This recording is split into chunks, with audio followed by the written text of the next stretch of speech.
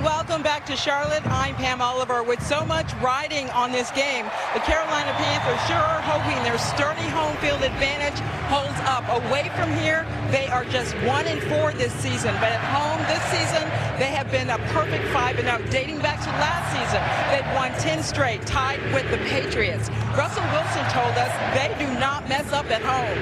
Pete Carroll, meanwhile, knows that they have to somehow negate the energy from this crowd. As far as their energy goes, he says we've just got to generate our own. Back up to you, Kevin. Yeah, Pam, that's no problem for Pete Carroll. He was out here at like 9:30 bouncing around on the field. He's got plenty of that. And as Pam talked about, the Panthers, it's a world of difference. They're 5-0 at home. Look at the differences in points. I mean, they're averaging 12 more points a game almost at home. Rushing yards, everything is better. They're getting turnovers. They're coming off a terrible loss at Detroit. Went for a 2-point conversion at the end and failed. Seattle off a big one off Green Bay. Monster game, and here we go from Charlotte. The Panthers won the toss. They deferred, and we will see the Seahawks on offense first with Russell Wilson, who coming in is doing his thing. As a matter of fact, Charles, he's got the best passer rating at this point he's ever had in his career. And it's been different for him this year than it has been the past 2 years, where the entire offense ran through him, and he had to be magical Russell each and every week. He's back to being more of the efficient Russell Wilson we saw early in his career when Marshawn Lynch was handling the running game. That offensive line is big. They were a big problem last year. They've solidified into a really good unit, and they run the ball better than anybody. Chris Carson is the lead back, but they rotate. They'll use all three of their running backs. And they go jumbo package to start it off. They do that a lot with George Fant, the extra tackle. And so they'll start it off coming near side to Lockett on the sweep. And the Panthers aren't fooled at all. Kuechly was there, so was Dante Jackson coming up from his cornerback spot. As the Panthers defense, we showed you the numbers at home and what they do. 13th in the league overall. And now, as we show you the lineups, Dante Jackson, who made that play, the rookie, is down on one knee. Listed at 5'10", 180. One of the things the Panthers have been most impressed with early with him, how fearless he's been in the run game. And we saw it there on the first play. He was the first guy to attack that sweep and turn it into a loss. Yeah, the rookie from LSU, 4 interceptions, and he's been a really good player. And so Corn Elder, number 35, will be his replacement. Hopefully Jackson's okay.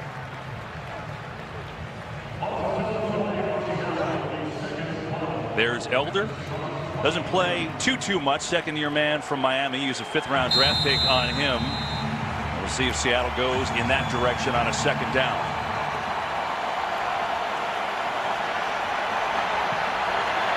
There is Chris Carson. Leads the team, 580 rushing yards.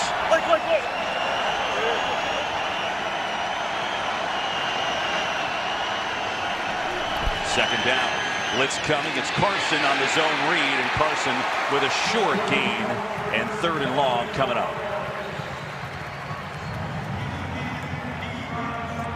One thing we know about these two teams, that zone read where the quarterback has the option to hand off or keep it, these two do it more than anybody else in the NFL.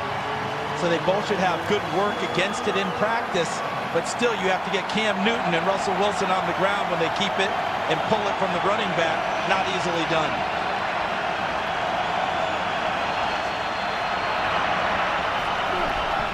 Third down and 9. Blitz coming, and down goes Russell Wilson. He had no chance. James Bradbury on the cornerback blitz, and a heck of a start for this Panthers D. And right away, early for the Panthers, we've got two defensive backs making big plays. Dante Jackson on the first run, and his counterpart at the other corner, Bradbury, James Bradbury, number 24. He comes on a corner blitz from the second level, almost at linebacker depth, and puts Russell Wilson on the deck. Michael Dixon, the rookie punter, gets off a long high kick. Demir Bird backpedals to the 20.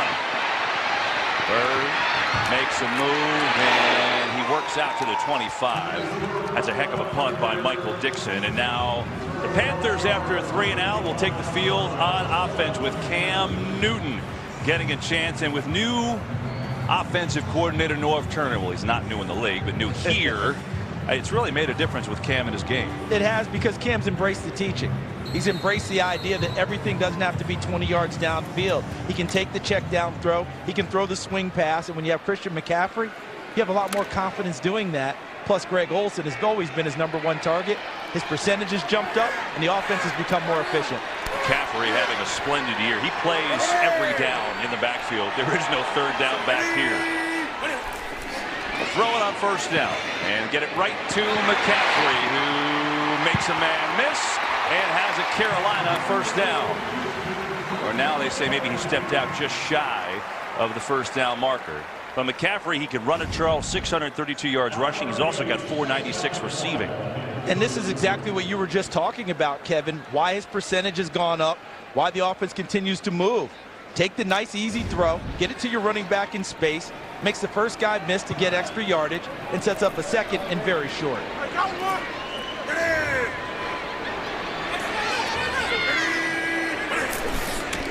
Second and 1. It's Newton on the keeper. First down, Cam Newton.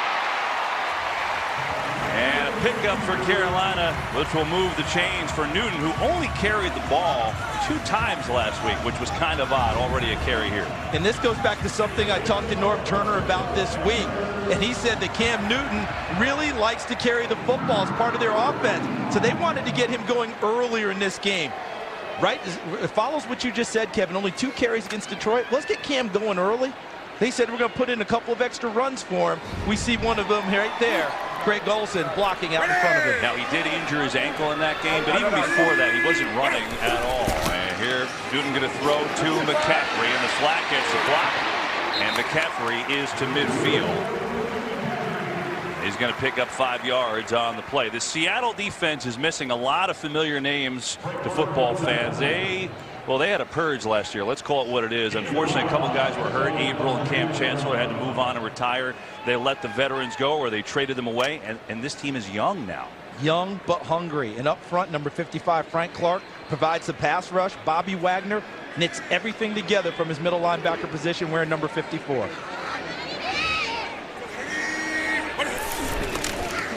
Zone read again. Newton will keep it again. Newton will have a first down and more. Bounces it outside. Inside the 40. A 12-yard run for Cam Newton, and already that emphasis from Norv Turner, as Charles said, paying off. And what's happening with teams playing Cam Newton is that they protect the perimeter. They protect the flanks. So what is Cam Newton going to do today? Watch him. He's going to take it and go inside the defensive ends. They have deliberately not run him very much doing that this year because they don't want him ending up in the briar patch. But right there, Chris Clark, number 74 on Bobby Wagner, he swallows him up. Cam reads it, gets outside, and yes, another first down for Carolina. On the fake, Newton sees Greg Olsen, who makes the catch. And this Carolina offense is picking up yards in big chunks, as Olsen's going to pick up 6 yards on first down. And early in this game, I'm seeing a couple of wrinkles from Norv Turner, the offensive coordinator. A little extra motion in this ball game early to try and pick up coverages, detect coverages from Seattle, and also make them a little more hesitant about what they're doing. The second part is you're getting that misdirection off of those motions, and Cam Newton involved in the run game very much so here in the early going. Cameron Artis-Payne comes in, but McCaffrey in there as well in the backfield for Carolina. Second down. Newton going to pitch it. McCaffrey on the high pitch with the catch and the first. And another first down, and now a penalty. And you wonder if that's going to be a face mask. Austin Calitro was there. But McCaffrey picks up 7, and they may get 15 more.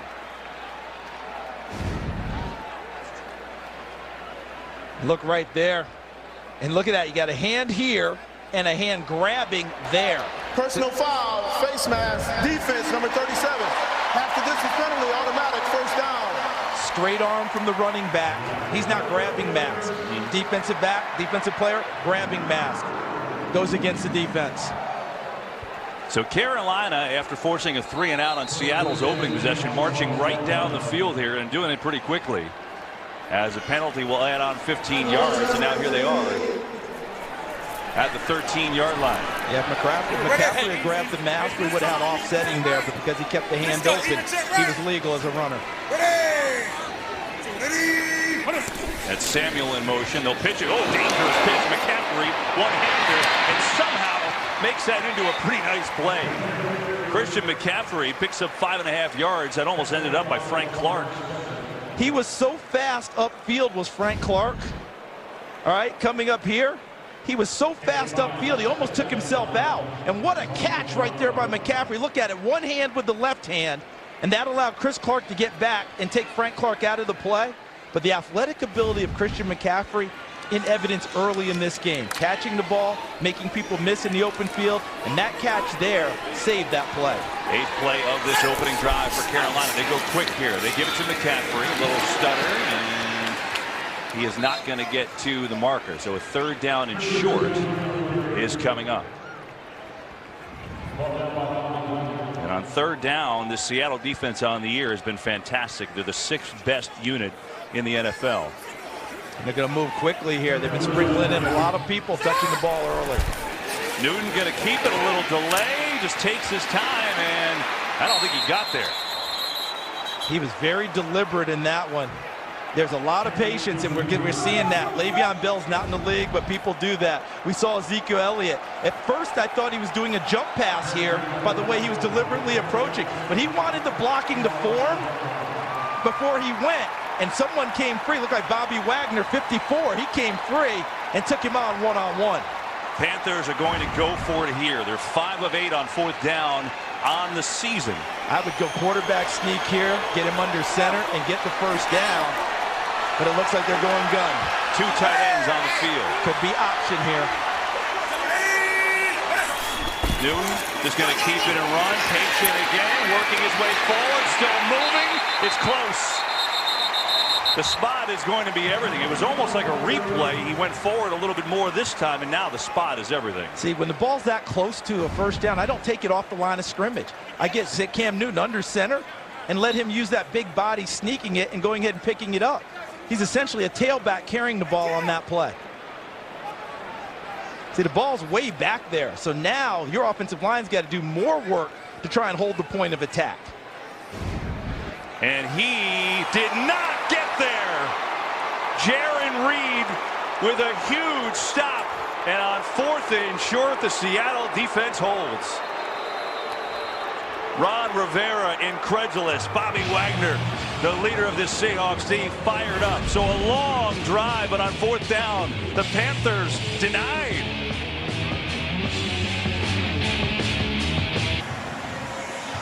All right, so the Panthers have decided to challenge this, and they should. Might as well take a chance and see if they could overturn and get this 1st down. Charles, interesting on what happened on that play. Yeah, I think what Cam Newton's waiting is for Greg Van Roten to make the pull here. Now, watch how deep he goes on the pull.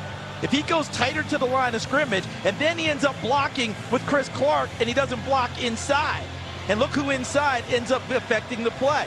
The defensive tackle ends up getting the legs of Newton, helps stop the drive, and allows the rest of the guys to tackle him, which has been determined short of the line to gain so far. Now, from all the replays, I don't see one definitively that they've got it or how they could overturn this, and now they have a call with Sean Smith, I think. He's taking the headset off. Dean Blandino is waiting from L.A., our rules expert. Dean, what do you think on this? Yeah, these are tough to change because you don't have a big line.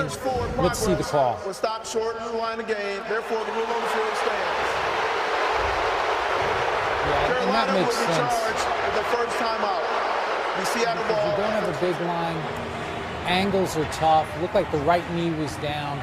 Very difficult to tell where the ball was in relation to the line of game, and I think stands is the right call. Yeah, Dean, thank you. That's been how it's that's been how the league has been officiated this year, as Dean has instructed us. And a call on the field like that, if it's close and you can't totally definitively tell, the call's going to stand. And I think it's the right way to officiate. I think that was the intent the entire time, and we got so wrapped up in making sure every call was perfect that we ended up hurting the officials on the field. Let them make the calls, and then we'll take care of it from there. But I like the fact that that's the determinant. What did they call on the field first? That's your standard. A 10-play, 71-yard drive that gets nothing. And now, can Seattle respond? They'll hand it off to Carson. Big run, breaking tackles, and a 1st down out to the 20. Charles, he is as good as anybody in the league in breaking tackles. This is a large human being. He certainly is, and they gave him some room this time because they spread him out with 3 receivers way outside of the box. So now that allows you almost man-on-man inside. He found a little space, and as you noted, Kevin, excellent at breaking tackles. He did exactly that on that run for a first down. You can see, as I said, percentage of his rush yards after contact, 3rd in the NFL. He's 6'2", over 200 pounds. And here he is again, patiently working and gang tackled after a 3-yard gain. Well, we showed you the first play of the game. Dante Jackson, the corner for Carolina, got hurt. Pam Oliver, you have any news on him? Yes, I do, Kevin. Dante Jackson remains on the sideline. The team's medical staff focused on his left quad. I saw the team trainers add some padding to that area. Right now, he is riding the bike. His return is questionable. Back to you. And that's difficult for them, Pam, and it's difficult for him because his stock in trade is speed. So if he has a pull or a bruise, that slows him down and hurts his game. On 2nd down, Wilson looking to throw. Has time, going far side into double coverage, incomplete. He was trying to get it to Doug Baldwin there. But Bradbury, their #1 corner, had pretty good coverage. Had some nice help there from number 41, Captain Munnerlyn, their nickel back. They end up converging. Watch Munnerlyn. He retreats into the zone, feels it, and sees Baldwin turn upfield. And Bradbury comes off of his coverage and goes to the football. And look at them double team to knock the ball away from Baldwin, who didn't practice much this week, but is out there playing despite being injured. Yeah, he's had a groin injury. They didn't know until a little while for the game he was going to play, but obviously he's playing, and that brings up 3rd and 7.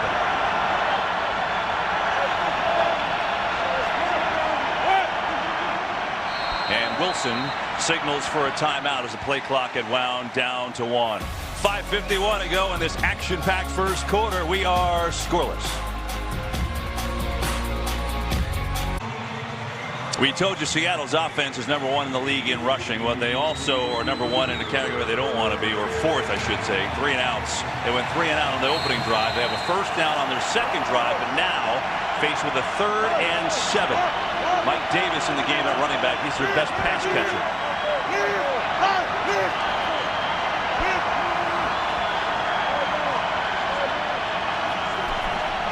Panthers showing blitz. It's blocked up. Wilson now in trouble. Escapes. Looking, throwing, and Davis makes the catch. Oh, no, he's out of bounds.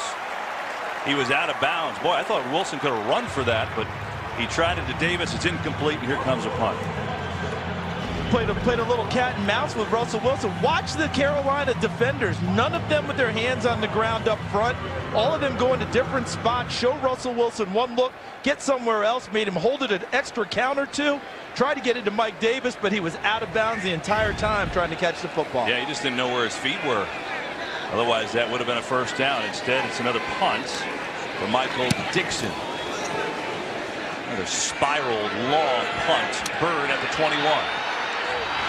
Bird is stuck up at the 34-yard line by Shaquem Griffin on the hit. So, Panthers had a good opening drive. They got nothing.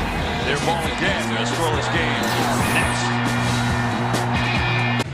There are 2 big inactives today. It's one of the best defensive players for Seattle, KJ Wright. He's been hurt on and off all year, unfortunately. And Devin Funchess, certainly expected him to play. He played last week, had a tough game at Detroit, but a back has kept him out. He's their #1 receiver. So those are 2 big injuries not playing today. In a scoreless game, 5.5 to go in the first quarter as Newton will throw it.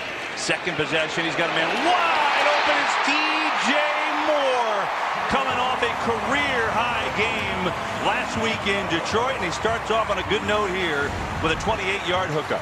Watch DJ Moore coming all the way over here. And look at him, he just crossed through. Bobby Wagner senses it, the middle linebacker. But what Moore did was created a little extra space with one more step upfield. And how about that throw? Dropped that right over the top of Wagner and into the waiting hands of number 12, DJ Moore. He had 157 yards against the Lions, including an 82-yard catch and run. Couple fakes. Newton has time. Firing complete. Jarius Wright has the grab inside the 15. A bullet from Newton. And he gets it to Wright, and he picks up 25 more. Once again, from Norv Turner, motion and misdirection. Pete Carroll's defense is predicated on playing a few simple concepts and playing fast and going after the football. When you do all of this, you slow down their process. They have to think and then react. And that's what you're counting on to gain that extra step. Jarius Wright finds the open space after all the fakes in the backfield. Charles, we told you about Funches being out. Torrey Smith is back. He's been out the last month, number 11. Has a lot of misdirection. McCaffrey right up the gut, though. He runs into Bobby Wagner, but not before a pickup of 8 yards.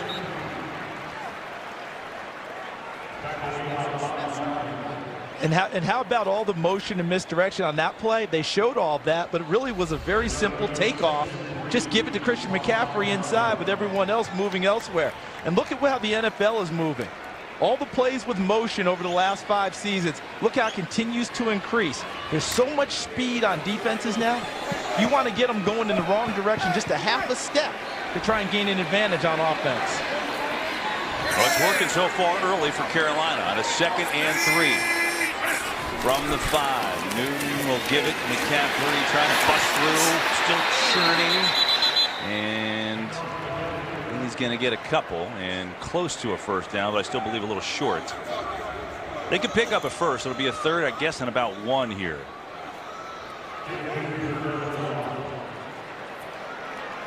And they're going to bring out the heavy package too, because here comes Marshall Newhouse, number 71, off the bench, and he's an offensive tackle.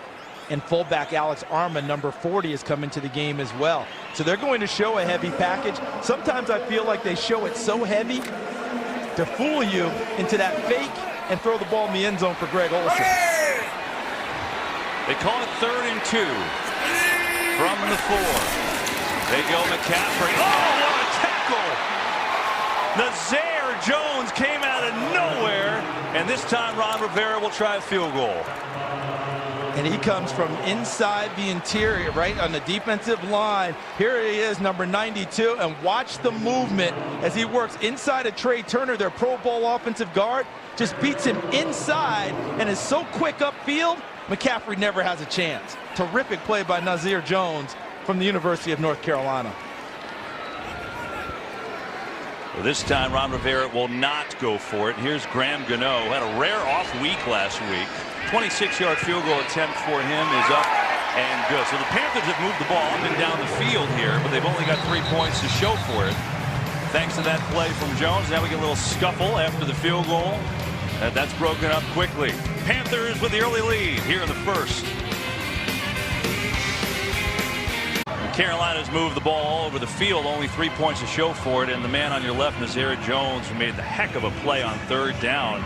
He is an unbelievable story, Charles. 2nd-year player. Junior year in high school, he was unable to walk. He had this thing called complex regional pain syndrome. The kid lost 50 pounds.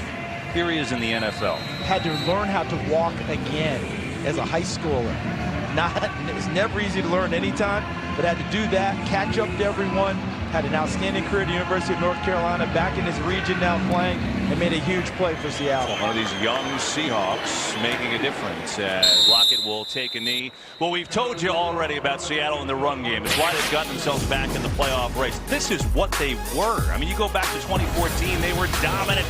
2015, 3rd in the league, and then all of a sudden it fell off the table. What happened? The offensive line, the run game wasn't there. Now they're back. Russell Wilson not running as much because he's got these 3 running backs all with over 300 yards rushing. Only team in the NFL. They've also run for 150 plus 7 straight games. That is why they're back to 5-5, and Charles right on the outside of the playoff window looking in. Yeah, and those big people up front are the reason why. They've got a lot of criticism over the last few years, that offensive line. They're now doing it the way they want to, which is running it. There's Brian Schottenheimer, the offensive coordinator. And Rashad Penny, the rookie, is in for the first time, but they'll throw. Wilson coming near side. Lockett, easy catch. Easy first down to move the chains for Seattle. We have our first game break of the day. Let's check in with Carissa Thompson. Thanks, Kevin. So the Patriots trailing 7-0 against the Jets. 3rd and long. Tom Brady finds Rob Gronkowski, who missed the last 2 weeks. He's in for the 34-yard score. His first touchdown since week 1. We're all tied at 7. Kevin, Charles, and Pam. Jets putting up a fight without Arnold again. Here is Penny, the rookie. And Charles, you know, this Seattle getting back, we share that graph by the run game. It's bigger than just production. It's really about the whole identity, right? It's the whole identity. It's the whole mindset, the philosophy. Pete Carroll's always wanted to run the football. They got away from it the last couple of years. due to some necessity. Couldn't block it the way he wanted to, didn't have the right backs. They spent the entire offseason saying we're going to get back to it. And after their loss at Chicago that made them 0-2, they recommitted to it, and you've seen the results since then. 7 straight games over 175. A pass here, Baldwin wide open, and a zip line from Wilson to move it to the 45-yard line and a hookup of 16. And have you noticed something? Since we started talking about them running the football, what has Brian Schottenheimer done? Well, of course he's throwing it now. Changed it up because early in the game, the defensive front of Carolina has made it difficult to run the ball inside. So Brian Schottenheimer throwing the ball in the early downs to try and loosen things up so they can get back to running the football with authority. Carolina's had 11 plays in Seattle territory. This is the first for the Seahawks in Panthers territory, as Penny is only going to pick up 1 with the final 40 seconds of this first quarter. You talked about after week 2 that meeting. Pete Carroll was honest with us. He said, hey, you know, I think maybe I gave everybody a lot of new freedom. They brought in a lot of new coaches, new faces. He said, we needed to sit down and get on the same page. Brian Schottenheimer said it was needed. It was great. I'm all on board. Just tell me exactly what you want, Coach, and we'll do it. Since then, they've been a running machine. Might be the last play of the first quarter. And we get a flag to disrupt that. False start. Offense number 78. 5-yard penalty. Remain second down. That's DJ Fluker, the offensive guard, who came, remember, he was a first-round pick with the Chargers and with the Giants in 2017. I think he's found new life here because the one thing he can do is move people. Okay, that's what he does well. He mauls at the line of scrimmage. This philosophy fits him to a T. Charles, when you're 6'5", 340, you better be able to move people. That's all I'm going to say. Well, we had ourselves a fun quarter here in Charlotte, and after 1, it's the Panthers 3, Seahawks nothing. Aerial coverage brought to you by State Farm today. Gorgeous day from Charlotte. Temperatures in the low 60s and a good first quarter. Where Carolina, for the most part, dominated, but only has a 3-0 lead as we start quarter number 2. And the Seahawks have it in Carolina territory, but a 2nd and 14.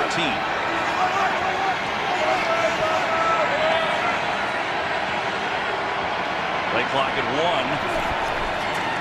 Get it off. Wilson coming near side. He's got a completion. It's Malik Turner who makes a nice catch and a move. His first catch in the NFL. Corn Elder was on the D, so Turner, the rookie out of Illinois. And this is where Dante Jackson would be lining up. The rookie out of LSU got hurt earlier, as Pam Oliver reported to us, with a quad injury. And Corn Elder takes a bad angle back upfield and misses the tackle on Malik Turner. Wilson throws, tipped at the line of scrimmage. He was going back the same direction. It was Turner on Elder, but Thomas Davis came in and got a hand on it. Thomas Davis came back from his 4-game suspension to start the season. And watch him here. Look at him get in the air. Gets the hands up and gets enough of the ball to knock it out of the air and knock it off its route. Great job by 58. Flag flies. Wilson pressured by Peppers, going to throw it away. Julius Peppers, who seems like he's about 158 years old, is still playing like he's 23. He certainly is. And my goodness, look at him get out there and dance with Russell Wilson in the open field. In essence, Charles, he's 38. But defensive end and 38 in the NFL, it's unbelievable. Yeah. In defensive end years, he is 100. Let's see what the penalty is with Sean Smith, our referee. Illegal shift. Offense. Players never set before the snap. That penalties decline. Result of the play, second down.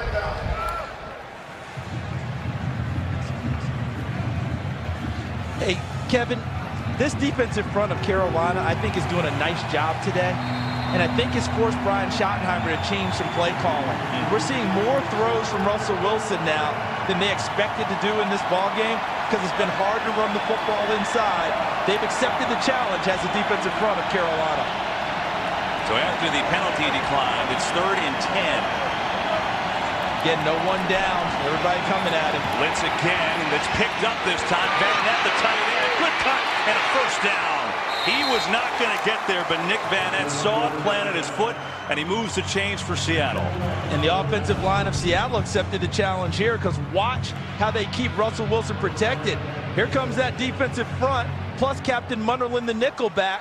Russell Wilson able to get the ball off into space, and Vanette with a nice cut to pick up the first down yardage. They run it here, and near side is Davis. Mike Davis gets the carry. And that zone read with Russell Wilson certainly bears watching, doesn't it? It certainly does, and you were seeing the exact same thing I was watching. They handed the ball inside. Russell Wilson traversed that to the outside. He's taking in information every time he hands the ball inside. If he ever senses that someone's fallen asleep at the second level or outside who's supposed to cover him, he will pull the ball eventually and keep it, but he's only going to do it in a key situation, looking for a big play. So it's kind of setting you up. We'll see if he holds on to it later. 2nd and 10, and this time he gives to Davis. He's only going to pick up a couple. Luke Kuechly was there, as you can tell by the Luke chants here in the stands. And Charles, to add to your point about Carolina packing in the defense, I've noticed too they're also blitzing a lot in the early going. Trying to get the ball out of the hands of Russell Wilson as fast as possible. But if that ball is getting to people quickly, and that's what's happening, they're able to make plays downfield. It's Eric Washington, been here for a while, 7 years as a D-line coach, but the new defensive coordinator this year when Steve Wilkes went to Arizona.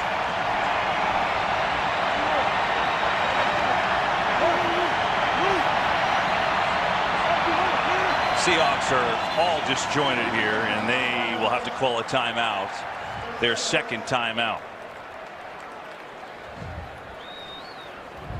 And a 3rd down and 8 is coming up. We welcome you to the booth. Hi, everyone. Charles Davis. I'm Kevin Burkhardt. So Carolina, until this drive, has really dominated this game. But here are the Seahawks going to the pass a little bit, moving the ball. Yeah, I think that's just smart football by Brian Schottenheimer, the offensive coordinator, Russell Wilson, the quarterback. Struggling to run the ball inside doesn't mean that they've abandoned it. Just we'll get to it later if we can spread things out a little bit and hit people out in the flat and let them get some yardage. That's working for them right now. Tougher now that you're in the red zone, but at the same time, as this game goes on, Russell Wilson's zone read, at some point he's going to keep it and try and make a big play with his legs. So Brian Schottenheimer in his first year with his team and his crew, the 11th play of this drive, but a 3rd and 8. Look at the defensive front, no one with their hands down again. Wilson stands in, firing high, incomplete. He had Baldwin for 6. But it was a little too high, and it's incomplete.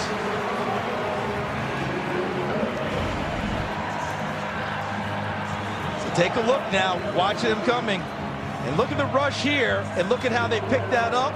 And then, of course, Julius Peppers ends up taking Jermaine Ifedi back into the lap of Russell Wilson. He still makes a good throw, just a tad high, and Mike Adams comes over and pops Doug Baldwin to ensure that the catch is not made. Janikowski with a field goal attempt to tie this game up from 33 out, and he does it. You know, it's interesting. Those two have been together the longest, and they missed a couple times last week, too, but they got hot late in the game. After all that being said, we're tied at 3. Taking a look at Mike Adams. He's the guy who came in with the hit on Doug Baldwin there. Nice clean hit, too, just like they're trying to teach it nowadays. Shoulder going into the proper strike zone. But he comes up holding his wrist after the play. Already down the starting quarter, and Dante Jackson has been riding the bike the whole game, injured on the first play. So Adams okay. Yeah, sorry about that, Kevin. They need Adams' experience and leadership back there as well. So here's Janikowski kicking off. Curtis Samuel is back to receive. Will take a knee. Pam Oliver just told us Demir Bird has an arm injury and he won't be back. So now it's Samuel. Meanwhile, Friday on Fox, we're all set now. Pac-12 champion will be crowned. It's number 17 Utah. What a win for them last night. They're taking on Washington. Then on Saturday, Ohio State and Northwestern toe-to-toe for the Big Ten title game. And maybe a little bit more. Oh, I think it's a good chance there could be more. Ohio State, if they win in impressive fashion, they're going to have a hard time keeping them out of the playoff four at this stage. So this is what we expected. It's Carolina and Seattle. It's hard fought. It's defense. It's running the ball. And it's 3-3 with 12:41 to go in this first half. Newton going to set up a screen room. McCaffrey has a wall. And Wagner, Bobby Wagner. That could have gone for 40 yards. And Bobby Wagner stayed patient and made his 8th tackle of the day. That's a really nice gain, but this guy right here keeps it from being a huge gain. Bobby Wagner, number 54. Watch him now as he takes off back towards the play. And see how he put a nice little move on Trey Turner? ends up slowing things up. McCaffrey wants to cut inside. Do I go outside? He plays off of Turner and tackles him in the open field because there were 2 other blockers inside that would have escorted McCaffrey if he could have gotten there. But Wagner made the play to keep it to an 8-yard gain. He is an outstanding player, 3-time All-Pro, and an 8-yard gain nonetheless. And here is the ball's loose. It's on the ground. Who's got it? A fumble by McCaffrey, and Seahawks say they have it. Let's see.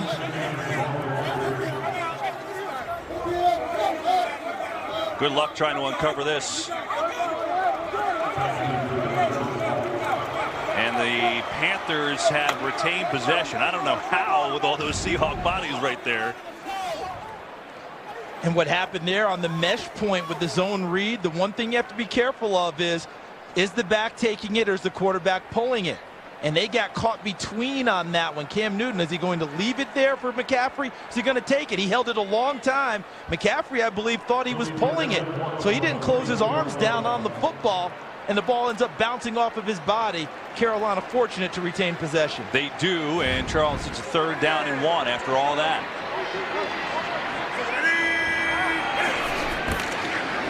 Zone read again. McCaffrey gets belted. Another big play by the Seahawk defense. Austin Calitro was there first.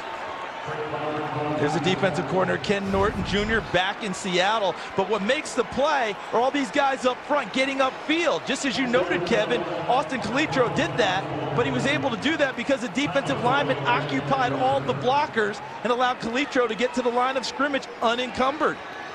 And he makes a big play, and they have to punt it away. That's already 3 big stops for this Seahawk defense here today, as the punt by Pilardi is a great kick, and Lockett has a fair catch right around the 10. This Seahawks can still play defense, can't they? They're doing it here today. 3-3 game, fun one in Charlotte. Now, this game is a big game here, and this is why. The wild card race, if things ended today, the Panthers and Vikings would be in. You see the Seahawks are right there. And now, obviously, whoever wins this game has a tiebreaker. And, Charles, neither the Panthers or Seahawks are winning their division.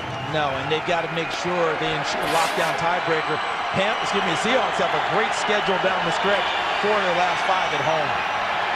That's why this is so important. Comes another blitz. Wilson doesn't see it. He goes down.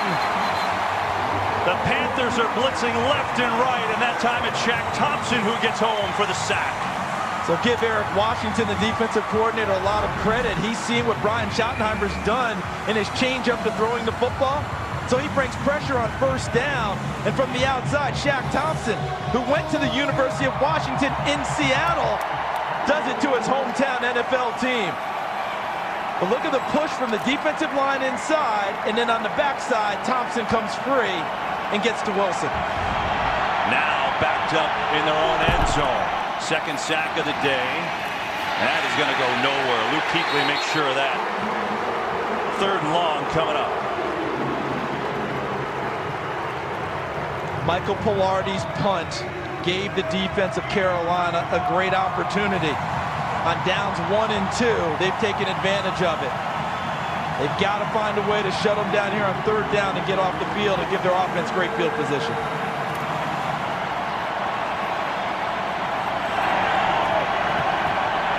Seattle's got to get all the way to the 21 for a 1st down, and now the whistle blows. And this will be no play. And a timeout by Carolina. So each team with only 1 timeout remaining in this 1st half. While we have a second, let's get a game break. Check in with Kurt Menefee. Well, the Cleveland Browns have lost 25 straight road games. That's 1 shot of the NFL record. They keep playing like this, that's where it's going to end. Look at David Njoku fighting his way for a 6-yard score. 2nd touchdown pass of the day for Baker Mayfield. They are up 21-0 in Cincinnati, and they just picked off Andy Dalton. Wow, Kurt, thanks. Charles, I know one of our favorite quotes of the week, Hugh Jackson went to Cincinnati after he was let go from Cleveland. Kuechly was trying to get things together, and they were unorganized. And yeah, did not like what he was seeing. I don't know if he only counted 10 or if he just didn't like what he was seeing from his defensive mates, and he's so smart he got the timeout called. Go ahead. They're asking the Browns players, well, who Jackson make a difference against you? And they're like, no. So far, they've been correct. 21-0 Cleveland. 3rd and 18 here, and they will run it. Davis breaks through. Good run by Davis, but nowhere near a first down. So at least they get punting room for the rookie Michael Dixon. Mission accomplished, Carolina defense. And they got to make sure that they give a little dap to their punter, Michael Pilardi, for setting them up. He pins them deep. Eric Washington gets after him on first down. Guessed along with Brian Schottenheimer on a first down pass and brought heat and put Russell Wilson on the ground and really set him up well. I'll tell you one thing, this is great if you've got the punting podcast going. The punter's a big factor, but this is not a good one from Dixon. It's short and takes a Carolina bounce, and a real good bounce. Now the ball is hit and touched, and I don't think it hit anybody from Carolina. But it was close because he had his back to the play and was blocking. That's when you, as a punt returner, you have to call out. The universal signal is Peter, Peter, Peter, get away from it. And it went right through the legs of Colin Jones. Fortunate. Sometimes a little luck helps. Carolina in great field position when we return, all tied up. The Panthers have great field position. 3-3 game, 8:27 to go in the first half, but a short punt by Dixon. And Charles pointed out Carolina's got their speedsters on the field right now with Moore and Samuel. And they will throw it. Newton. And he's looking downfield but had to get rid of it. McCaffrey will do just fine as he picks up a first down inside the 40. Well, Charles, he was doing what you thought he was going to do, but they had to settle for a first down to McCaffrey. Yeah, you nailed it, too. He wanted downtown. They had the coverage. And with the heat on him, he's so strong, he doesn't have to step into all of his throws, able to flick it out to the right to McCaffrey. Take a look at Cam Newton in the pocket. He wants downfield. He wants something down there, and he just has to throw it out to the flat, and McCaffrey's able to make the play. There's Frank Clark coming into his face, flicks it out there, and McCaffrey makes a big play for him anyway. Meanwhile, Cam Newton is 7 for 7 for 95 yards. Is off to a good start. Man, that's on you, Trey. That's on you, man. All this tough guy shit. Well, apparently Cam Newton doesn't love Trey Turner at this particular junction because the Panthers just had to use their 3rd and final timeout of the half. Interesting. Interesting to hear that conversation. So the Panthers use their last timeout of the half. Good field position when we come back. Let's see what led to the timeout for the Carolina Panthers. Cam Newton calling signals. Ryan Khalil of center just pointed out to the left, and they're having confusion about what the line call is. And as he walked away, Cam Newton was talking with Trey Turner, the offensive guard, about whatever the line call was. Ultimately, the quarterback has override on all line calls.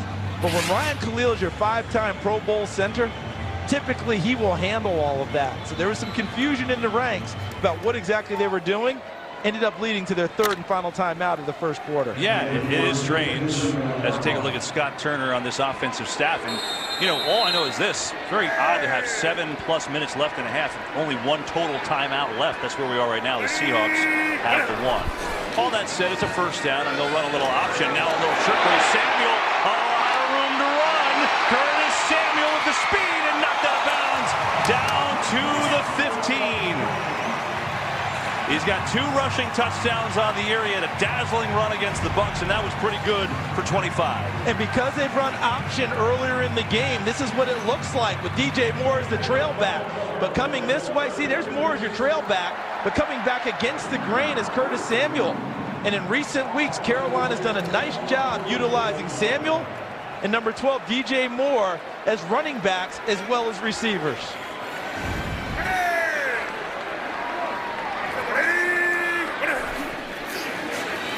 McCaffrey, they're going to pitch to the other side. This is Moore, the other wide receiver, so he gets a chance. And this is his 9th carry of the year and a good run.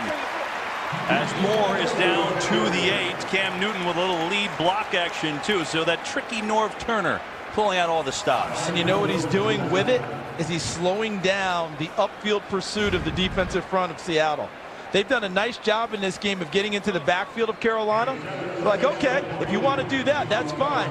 Well, here comes big number 1. And look at 67 Ryan Khalil out in front. And they have a double team and Bradley McDougal, number 30, and helping get DJ Moore just a little bit of extra yardage.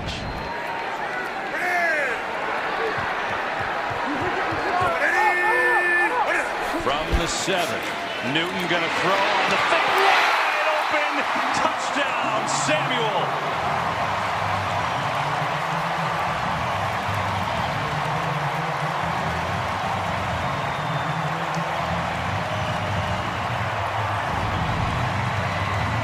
Watch the fake inside to McCaffrey, and it just holds everyone. See everyone here?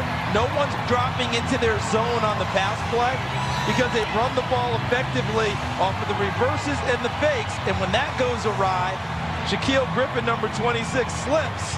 Can't stay with Curtis Samuel, and an easy pitch and catch, and a nice job by Samuel going low to ensure the touchdown. Samuel doesn't touch the ball much. When he does, he scores his 4th receiving touchdown on the year, and that's only his 18th catch. And so Carolina, which was inside the 10 twice and only came with a field goal earlier, finally cashes in there. 7-yard touchdown from Cam Newton to Curtis Samuel. And that was some offensive playbook by Norv Turner, as a matter of fact. Panthers grab the lead 10-3. We'll be right back after this message from Progressive.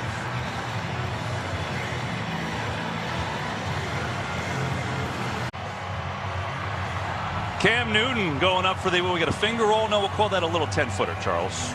As he hooked up with Curtis Samuel. A little teardrop. A lot of things led to that whole sequence. Again, you know, these teams grind it out, running the ball. How about the punter?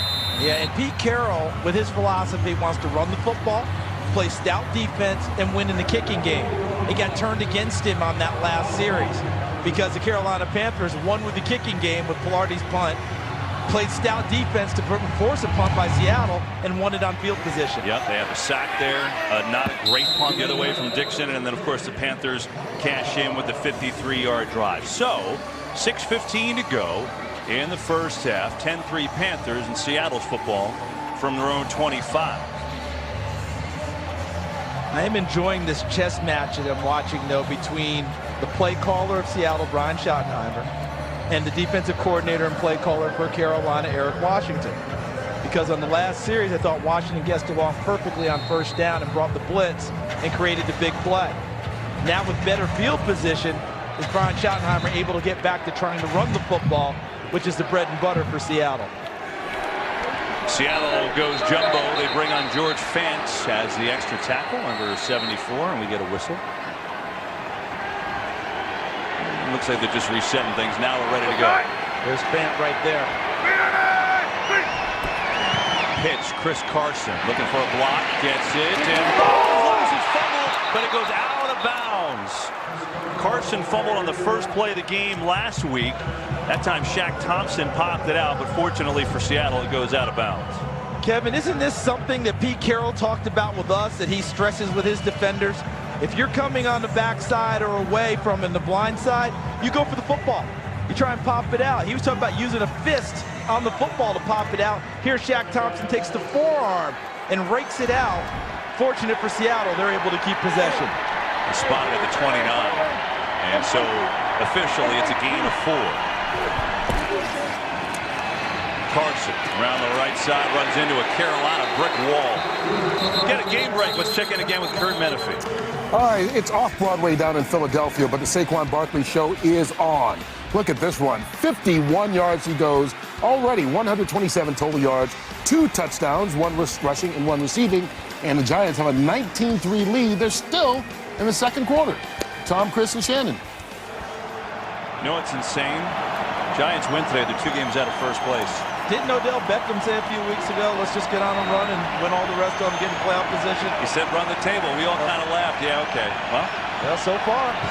They're making a run. 3rd and 4, Seahawks. Carolina backs off the blitz. Wilson coming near side, Lockett. First down. Good move. And speed. Lockett still going. All speed from Tyler Lockett, who made that catch and turned it into a big gain of 27. And I think that when they're going for their pass plays, they're trying to find Corn Elder's area. Now, this one ended up being against Captain Munnerlyn. But you notice what side of the field they're operating off of. They're leaving Bradbury alone right now. They're going against the backup Elder, who's in the game after the injury to Dante Jackson on the first offensive play of the game. Pam Oliver reported to us he had a quad injury. He hasn't returned since.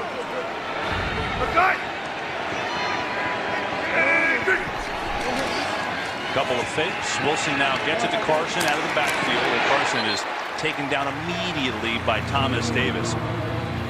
You know, Lockett's an interesting story, Charles. This is a guy that, you know, he has gone through a lot. Remember a compound leg fracture he had in December of 2016? He was off to a great start, great year. Well, it feels like he's found his footing. He's improved his game this year quite a bit. He played last year well, coming back from the leg injury, but now he's totally healed, and we're seeing the old Tyler Lockett back in effect. It's pretty incredible, right? I mean, the highest quarterback rating, quarterback to receiver in the league is Lockett. Here is Wilson, his first run of the day on that zone read play, and it picks up a first down. So it's the first time he's actually decided to keep it and run it, and it works. And watch on the keep, because here's the key guy, Wes Horton, number 96. Look where his eyes are. They're inside towards the back. That's all Russell Wilson needed, was one step. If you take your eyes to the wrong place, he's able to get to the corner and dance past Wes Horton, who tried to make up for it. Keep in mind, Russell Wilson led this team in rushing last year. He didn't have to this year, but he's still very effective. And a first down from the 29. Fake to Carson, pressure. Wilson in trouble, escape throws. Wide open is Madden, the fullback, inside the 5, and decked at the 1. Does he get in? No. They're going to mark him just shy. Heavy pressure, and Wilson made the play to the fullback, Trey Madden. And does say if he does get in, as you noted, Eric Reed with the big pop up top. And as he twists, look at the knee, though. Knee's down, ball's nowhere near the end zone. So nice call by the officials. Mike Adams and Eric Reed collaborated. The ball got there, but the knee was down short of the goal line. Madden doesn't touch the ball very often. He did have a 66-yard catch last year. That's a surprise. First and goal. Carson, not a surprise. Working. Touchdown, Seattle.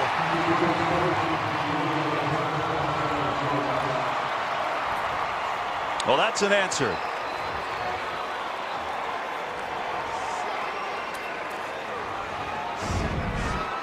So 2 plays ago, here's Trey Madden. He's just going to sneak out of the backfield.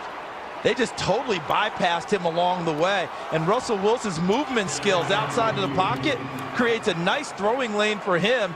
Madden gets the football, almost gets in, and then he's the lead blocker for Carson on the touchdown run as Carson powers through behind a heavy offensive line and a fullback steamrolling. Chris Carson, his 4th rushing touchdown of the year. That's a heck of a job by Russell Wilson against pressure. And now Janikowski with the extra point to tie it. This is just what we expected, right, Charles? A little run game, a little defense, a little razzle-dazzle, and 2 really good teams, all tied at 10 with 2:24 to go in this first half. Let's see what's coming up at the halftime with Kurt Menefee. Kurt? Coming up on the Visa halftime, the Jets host the Pats. The Raiders take on the Baltimore Ravens. And the Bills, well, they try to get their 2nd win in a row against the Jaguars. We'll catch you up on all the highlights, all next on the Visa halftime. That is, if Tony Gonzalez ever makes it to the desk. Roll in on that bad boy. Slow motion. Everybody's walking in slow motion. This is our slow motion of this touchdown. And that's for real. Russell Wilson exhorting his troops and applauding them. A lot of people made contributions on that drive for Seattle. Trey Madden sneaking out of the backfield, totally bypassed by the defense for the big throw, but Wilson outside of the pocket to create the throw. You know, for Trey Madden, fullback, doesn't play that much, doesn't touch it even less. He only has, you know what, 1 yard, 3 yards on the ground this year. He's never scored a touchdown. I mean, he was that close. He was that close. He was a tailback at USC and remade himself as a fullback in the NFL in order to make Seattle's roster. Here's DJ Moore on the return. Good return. And a block. And Moore out across the 30. These 2 teams really do have a great history of playing against each other, especially considering they're not in the same division, right? You go back to 2012. This is Cam Newton trying to get him down close, but no, Seattle hangs on for a win. Then they played again the next year, and D'Angelo Williams with a fumble, and Seattle hangs on again. 2014. What do we got? Wilson over the middle to Luke Wilson. That's a touchdown. Another close game, 13-4. They've played a couple times in the playoffs. Each team has won one of the playoff matchup, and they're really almost identical in a lot of ways, aren't they? So many ways. Philosophy, style that the coaches want their teams to play with, the way they go about selecting players. So here we go. Tie game at 10. Here's Newton, who's had a good first half, connected, and a good move by Moore. And he works his way out for about a 9-yard gain, depending on where they spot it. So DJ Moore, a rookie from Maryland who had a breakout week last week. Remember, Devin Funchess not playing in the game. So the big target that is Fun is not out there for Cam Newton. He's going to find the smaller guys. But DJ Moore plays the game with a lot of strength as well. Take the ball in his hands, he turns into a running back. Sorry, Charles. Take us down to the 2-minute warning. Cam Newton has been perfect in this first half. 10-10 game.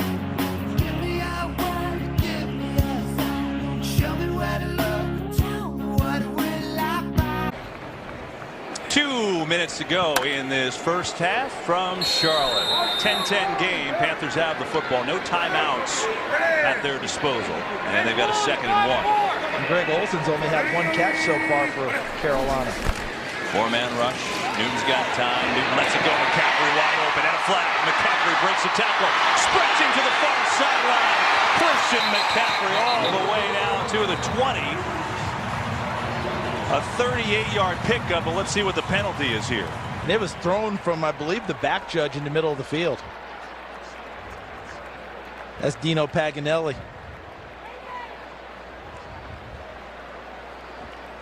Before the pass, holding, defense number 28. That penalty declined. Result of the play is first down. That's on Justin Coleman, the nickelback.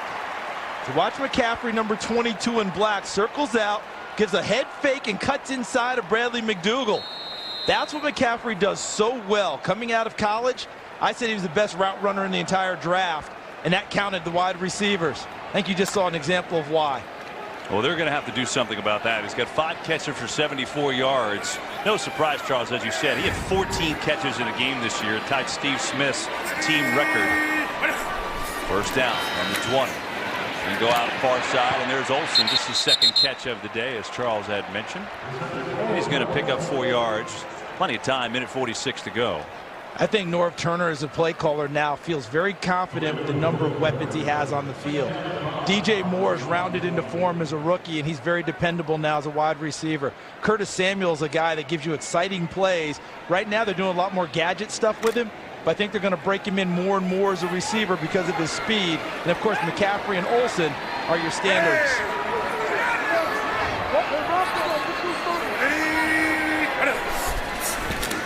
Second down. Newton, McCaffrey again. Why not? Makes a catch. And he's going to work his way to the 10. It's a first down. People keep looking at his frame and keep wondering, can he run inside? Can he do this? Did you see the tackles he continues to break? See the determination he has running the football? It's a lot stronger than he gets credit for. That's exactly what Bobby Wagner told us as we get a timeout on the field. That's exactly what Bobby Wagner told us, Charles. Seattle takes it, so they have no timeouts left. Said the number one thing when he puts on film about Christian McCaffrey is the number one thing, forget about speed, breaks tackles. It's all over film. But I mean, I don't know what you do if Seattle try and cover him in the second half. That's so difficult, as we just saw, because Bradley McDougald is an excellent cover guy in the secondary as a safety. But one good head fake like that, and McCaffrey's so good and so sure and decisive in his route running that he's hard to cover. Plus, his hands, as good as any receivers is out there. Yeah, last I checked, his dad caught a couple passes back in the day. 1 or 2. He might have caught a few in the backyard between him and all of his ball-playing brothers. Cam Newton, look at this start. It's actually the best start to a game ever for him. The previous best was 11 in a row. He's now 12 of 12, 159 yards. Minute 34 to go in the half. Here are the Panthers with the 1st and goal. And if the pass rush comes, look for him to take off and go this week. He didn't do that against Detroit. I think he'd flush quicker and take off with it. Newton, here comes the pass rush. Try to get him. McCaffrey does, but that is going to lose 4 yards. That well played. Delano Hill, reserve safety, on the tackle. Yeah, he really diagnosed that one well, didn't he? Wasn't fooled at all. He's wearing number 42 in white. Look at him, read it. Now look at him. Now watch him. He's going to eat up space towards McCaffrey so he can get underneath the potential blockers coming at him. Here we go.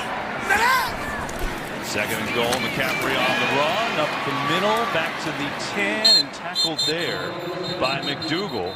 And again, no timeouts for either team, so Carolina can just make sure that Seattle doesn't have a lot of time left to get the ball back, if any time. They don't have the big target to throw the jump ball with Funchess out of the ball game. Olsen would be your biggest target, but he works in the seams a lot better. So let's see what Norv Turner decides to dial up here.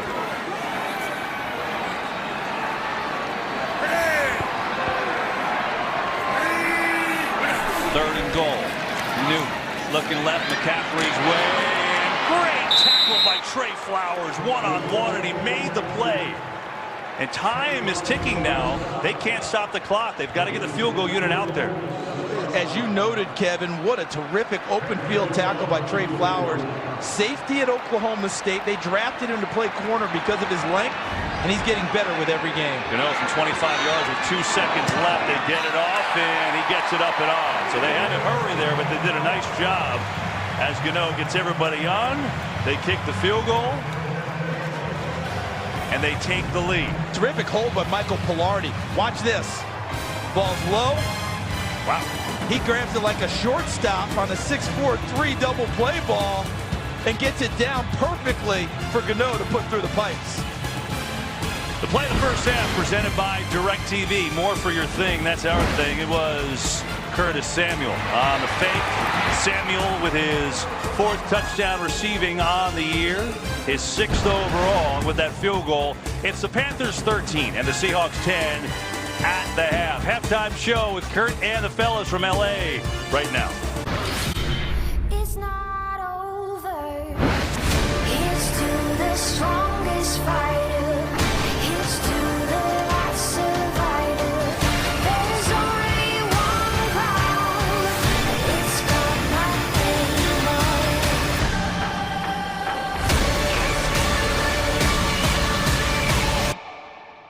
Today's game flow brought to you by Progressive. 13-10 Panthers at the half as we get set for the third quarter. Welcome back.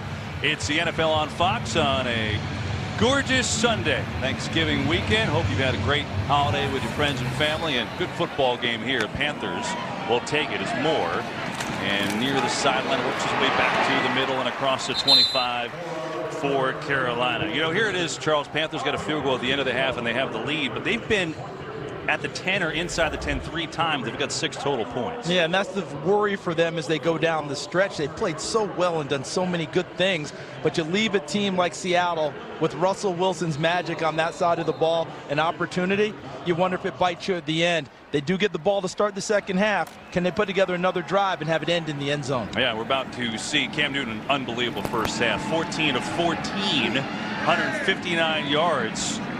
And 8 of those passes went to Christian McCaffrey. He'll look to throw it here amongst some pressure, and that is incomplete. Pressure. First incompletion of the day, thanks to Barkevius Mingo. Down to the sidelines we go with Pam. Yeah, Kevin, and it was those positive Cam numbers that had Pete Carroll a little concerned. He said, we have got to start getting to this guy. We can't let him sit back there and throw like that. We've got to do a better job there. Defensively, he was pretty satisfied, though, with the rest of the way the things had been going. As for Ron Rivera, he said Russell Wilson is our biggest concern. We can't let him break contain. We have to keep that guy pocketed. They make a lot of their plays off of him. Back to you. Yeah, Pat, good point. And that pressure by Mingo, they haven't had much. They haven't sacked him either. Here's McCaffrey. And he runs it to the 30. He'll bring up a third down and long. And that's a great point that Pam brought up about Ron Rivera saying we've got to get to Russell Wilson. On the flip side, you know that Pete Carroll wanting that pressure on Cam Newton, as Pam reported. So number 55, Frank Clark, that's the guy we haven't seen enough of as we look at the first half stats. Haven't seen him get to the quarterback as he's been doing throughout this season. Carolina doing a nice job in the first half, especially on third down, 5 of 9. Yeah, Frank Clark, 10 sacks on the year, one of the best in the league, number 55. Quiet so far today. 3rd and 8. 5-man rush. Newton steps up, pressure, and gets by Frank Clark for a first down and more. Newton into Seattle territory. He had his chance, but he couldn't bring down big old Cam, and he runs for 26. So you pretty much called it ahead of time about Frank Clark. Well done. And this is Clark, 55, coming into quarterback, working against Chris Clark, the left tackle. He falls off, and he gets his hand on a foot of Cam Newton. Chris Clark doing a nice job fighting him at the left tackle position, held him up just enough that he couldn't get to Newton. The second part is, last week against Detroit, Cam didn't break contain that way. Didn't run to hurt the defense. Today, doing that a little bit more. Sure is, to the tune of 6 carries for 51 yards now, and a big pickup on 3rd and long. Here's McCaffrey to run it up the middle. Big hole, McCaffrey inside the 30. That was a giant hole, and McCaffrey's going to pick up 15. Chris Clark with a nice block. Yeah, watch what you're going to get, because you're going to get these guys creating this nice space. Nice job inside there by Manhertz, the tight end, coming inside and blocking on Jaron Reed. And Christian McCaffrey went through that hole with extreme confidence that his offensive line had things handled at the line of scrimmage.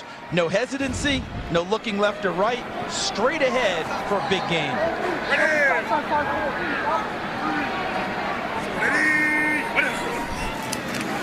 Fake to McCaffrey, coming near side to Moore.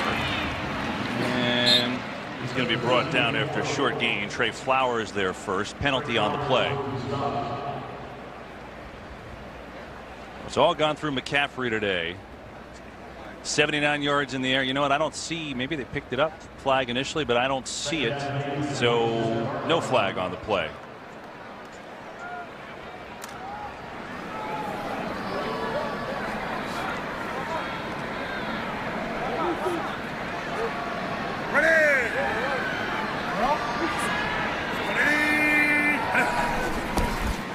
Newton. Time. Oh, the middle completes. Going to be short of a first down. It was Moore. It was hit immediately by McDougal. So you're going to see a 3rd and 1. Kevin, we saw DJ Moore in D.C. against Washington earlier this year. Kind of a homecoming game for him. And he really struggled in that game. A number of errors, a key fumble on a punt return. We saw him against Philadelphia, another homecoming game for him. A bit of a struggle there. But he has really grown in his role. And picking up the pace for Devin Funchess today in a big way, doing it differently, but creating a lot of nice plays. 3rd and short, pitch McCaffrey, a lot of room. First down and more. McCaffrey inside the 15, and now a penalty does fly from back behind the line of scrimmage. The very end of that play.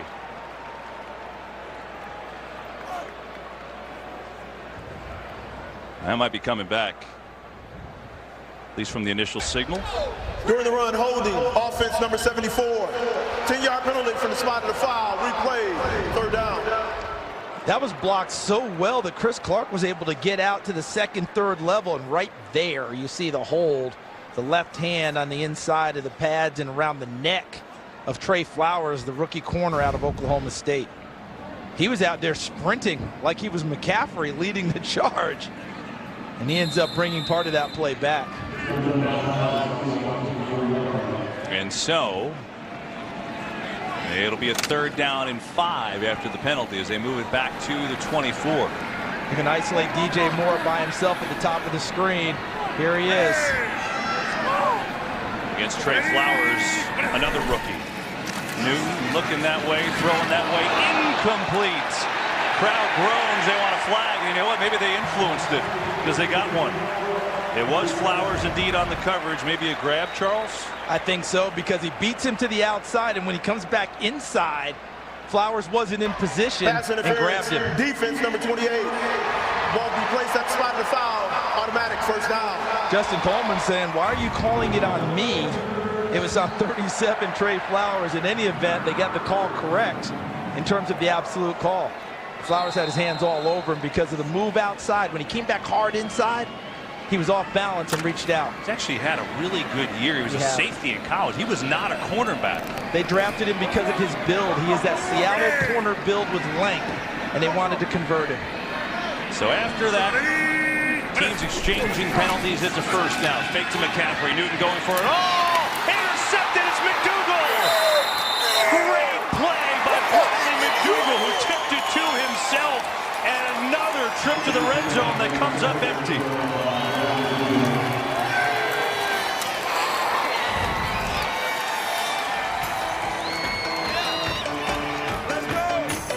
A little one-hander, tipped it to himself, got his own rebound. Carolina usually great in the red zone. Not today. Remains a 3-point game. Well, if Seattle somehow wins this game, it'll be their ability to stop Carolina in the red zone. Look at this, 5 possessions, and they've only got a 3-point lead, 13-10. There, the interception in the end zone by McDougal, and now Seattle with Carson. Oh my goodness, he landed on his feet. He's still up. That was insane. Carson upended, came down, and kept running. And a first down. We're seeing more and more of these running backs running fearlessly throughout this season. Remember Ezekiel Elliott's jump? He jumped and stuck the landing and then ended up getting tripped up. In this play, Carson goes full flip and stays on his feet. And notice he had the hand down, and that kept him alive. Somebody, I mean, that was just crazy. That was wild. I do think at some point we're going to stop seeing running backs do that. Well, when the defenders go a little bit higher for that tackle, when they read it and they catch them more in the midsection on the jump, that'll keep guys a little more earthbound than what we're seeing right now. But what a play by Chris Carson. I mean, you put that in a highlight with some of Mary Lou Retton's best. Would you give the landing on that one? Would you give the routine? Oh, it's a 9.1. 9.2. So a lot has gone on here. Carolina failure in the red zone. Seattle being doubled up on yardage, but only down 3. And then the big run by Carson. But here he is swarmed. No chance to go anywhere.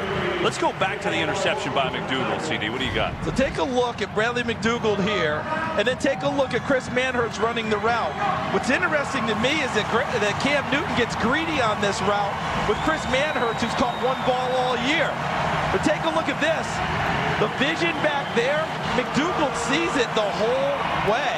He's never fooled on it, has his eyes back to the football and the quarterback, and makes the play. If you throw it to Greg Olsen, you kind of get it. Give him a chance. Manhertz, 1 catch on the year, seemed a little aggressive. 3rd down and long. It's a blitz. It's picked up. Wilson going deep. He's got a man wide open. It's Moore. Makes the catch. And a move inside the 20. A bomb from Russell Wilson to DJ Moore. And a 54-yard game. McDougal saying, yep, that's all me. And remember, McDougal was a receiver before being converted to safety at the University of Kansas.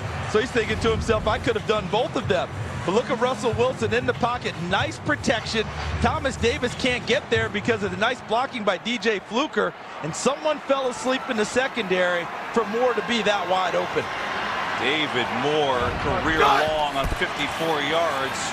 And here is Penny, the rookie, making a cut down to the 11.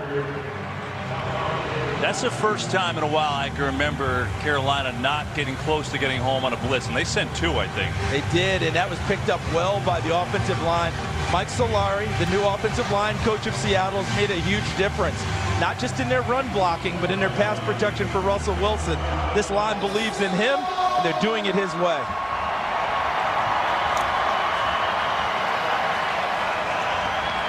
So a 2nd down and 8.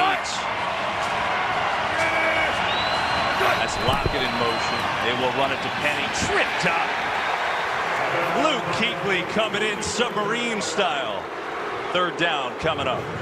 This is part of Luke Kuechly spending all that extra time watching tape and film of teams, because he diagnosed that play and just shot the gap immediately. I mean, when you're watching Kuechly, watch him. He diagnoses, and here he comes right now. Not even a chance for DJ Fluker, number 78, to get to him. Kuechly makes the play in the backfield. Ed Dixon, the former Panther in the game, is the 2nd tight end. He had a touchdown against Green Bay last week.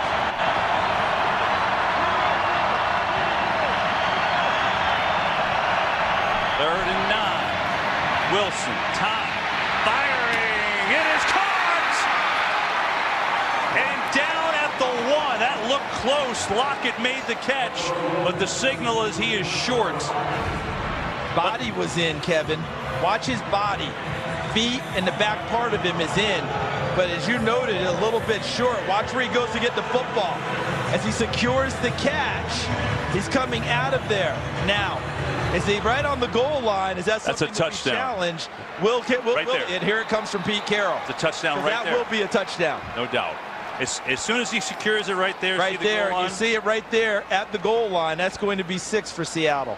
It would have been a first down and a first and goal. Well, they will look at this. The ruling is that Lockett was down at the 1.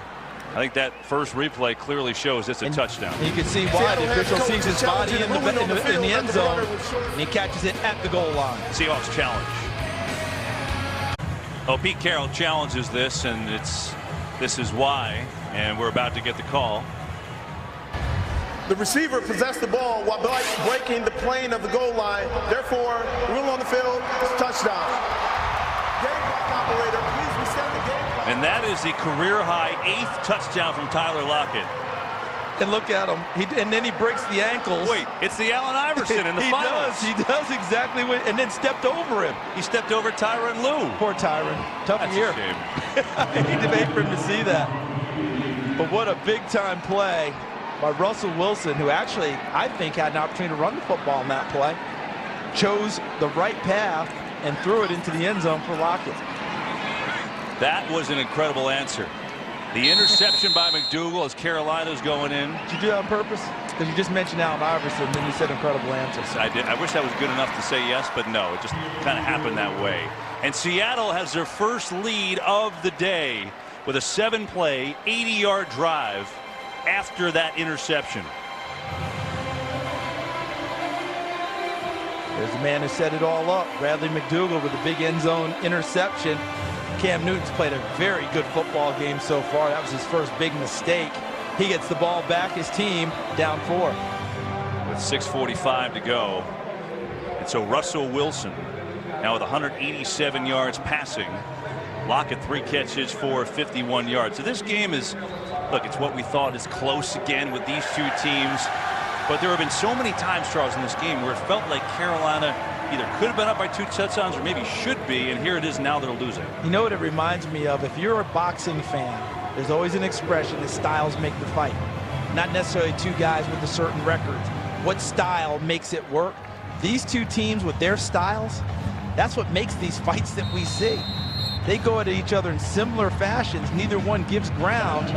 Who's going to make the winning plays? And we've seen them on both ends in this game.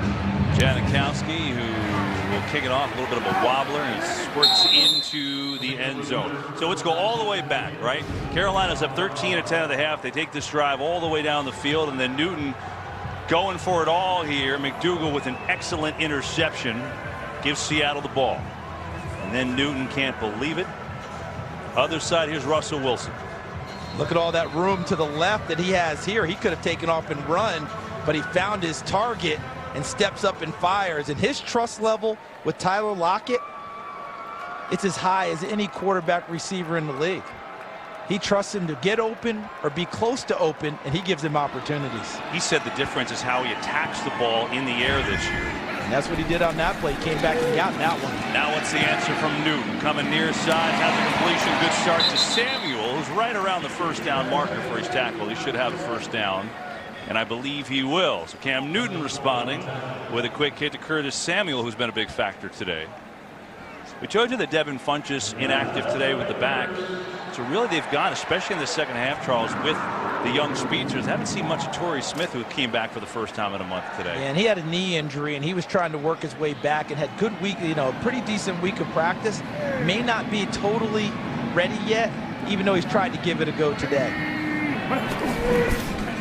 Here is Newton. A lot of time. Going to wind it up far side. Wide open. It's more into Seahawk territory and kind of dancing around looking for something. And that's all he'll get. But that's plenty enough for another first down. And this is why at the draft, Steve Smith Sr. really endorsed DJ Moore. He loved his route running. He sold Trey Flowers on the opportunity, on the thought process that he was going to take it upfield, and then came back for the football, and it was well delivered by Cam Newton. Did you see Flowers at the end of that play?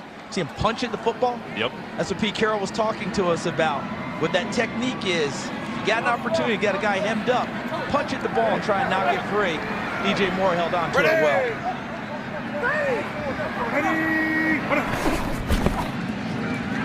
McCaffrey. He's going to pick up 4.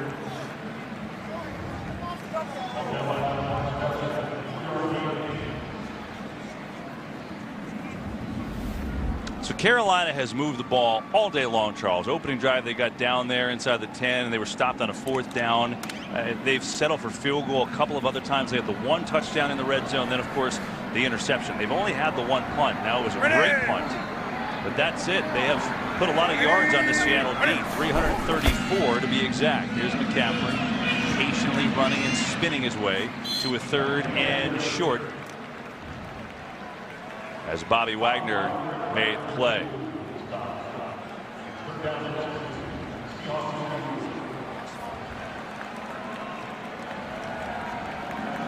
Carolina only 1 of 5 on 3rd downs here today. And this is not one of those 3rd down situations that you can just pin your ears back and play for the pass. It's a 3rd and it's still a running opportunity for Carolina if they so choose.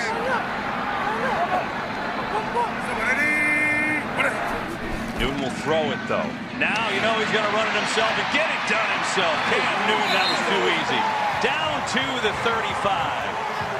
And that was a called quarterback draw, Kevin. That was called by Norv Turner. Cam Newton executed it well. Give you the appearance of throwing the ball on 3rd and short. Let the blocking form. And look at McCaffrey get out in front. Look at Greg Olsen right there doing a nice job blocking Bradley McDougald at the point of attack. Trey Turner, number 70, back inside, and then trying to get the big man on the ground. So another 1st down for Carolina from the 35. It's a fake. Now they're going to set up a screen. McCaffrey gets a block. McCaffrey turns on the speed. Inside. The ball's loose.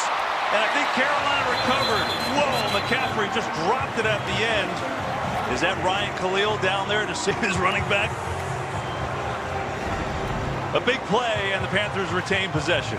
Look how they set it up now. Here comes the beef out in front. Khalil, 67. And right there on the backside, Trey Turner, number 70, almost launched a block against number 98, Shamar Stephen, and pulled off of it. Otherwise, that play was coming back. And there's another punch of the football. Barkevius Kiki Mingo knocks it free. McCaffrey, look how alert he is going back for the ball. Another red zone trip for Carolina. McCaffrey's monster day continues. Play clock winding down. Fake to McCaffrey. They swing it out right. Jarius Wright is swarmed. And that ball is loose. I didn't hear a whistle, but they're going to say, oh, I thought the ball came out. I guess he got it back. And Carolina retains possession. You know, it's interesting as we take a look at the replay. See, look at Flowers working on it. Still, and look at him raking at the football, knocking it free.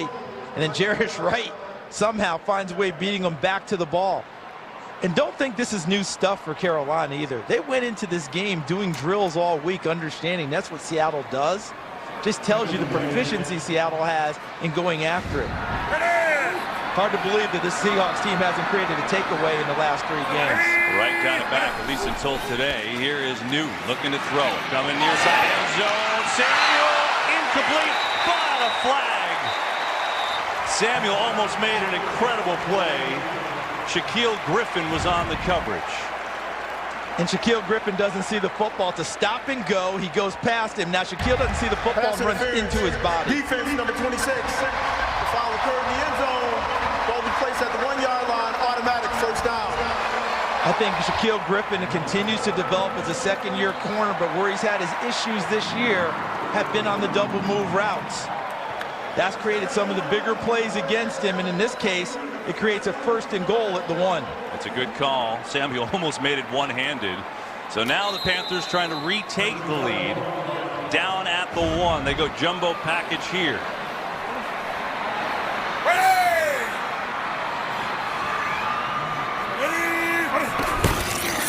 McCaffrey is in. Touchdown, Carolina.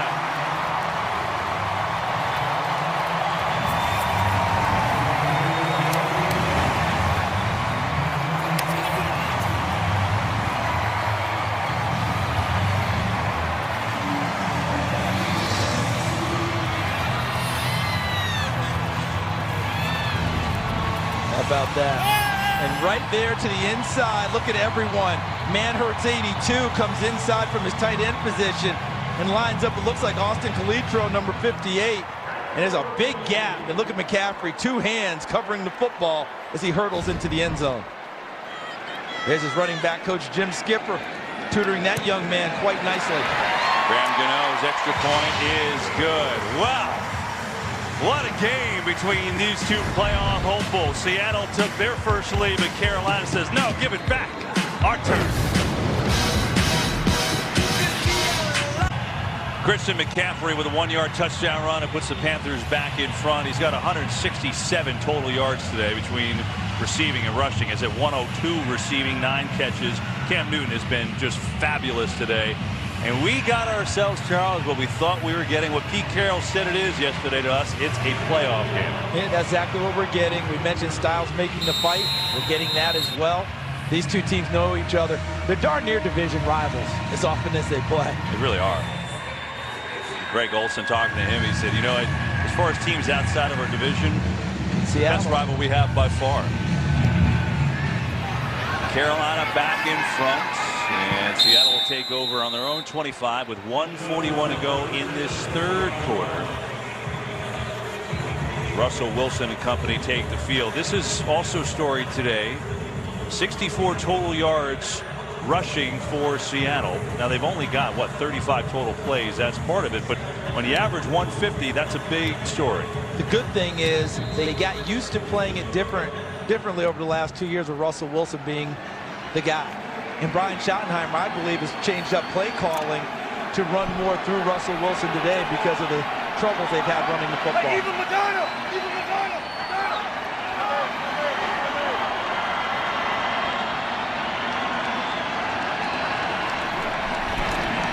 First down, Carson breaking tackles again. Chris Carson, the battering ram, has a gain of 13. So good at breaking tackles. Kevin, you talked about this at the start of this ball game, and we showed a graphic about where he ranked in the league. Well, let's take a look at what he does so well. Runs right through the attempted tackle of Brian Cox Jr. There's another attempted tackle by Eric Reed. And finally, Reed gets a little bit of help, a lot of help. Shaq Thompson. And there's Michael Adams at the end before they finally got him. But obviously getting Chris Carson on the ground is not easy, and Eric Reed is getting some attention.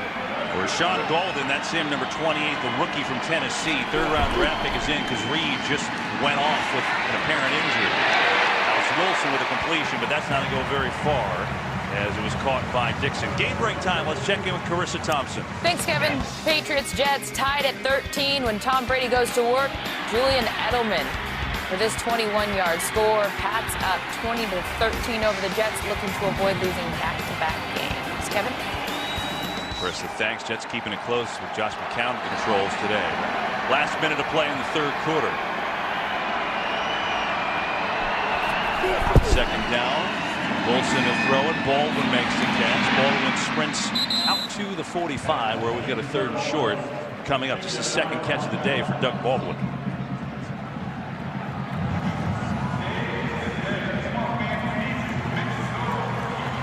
And it doesn't appear like Seattle's in any kind of rush to run a play. They don't have to if they don't want to end the quarter.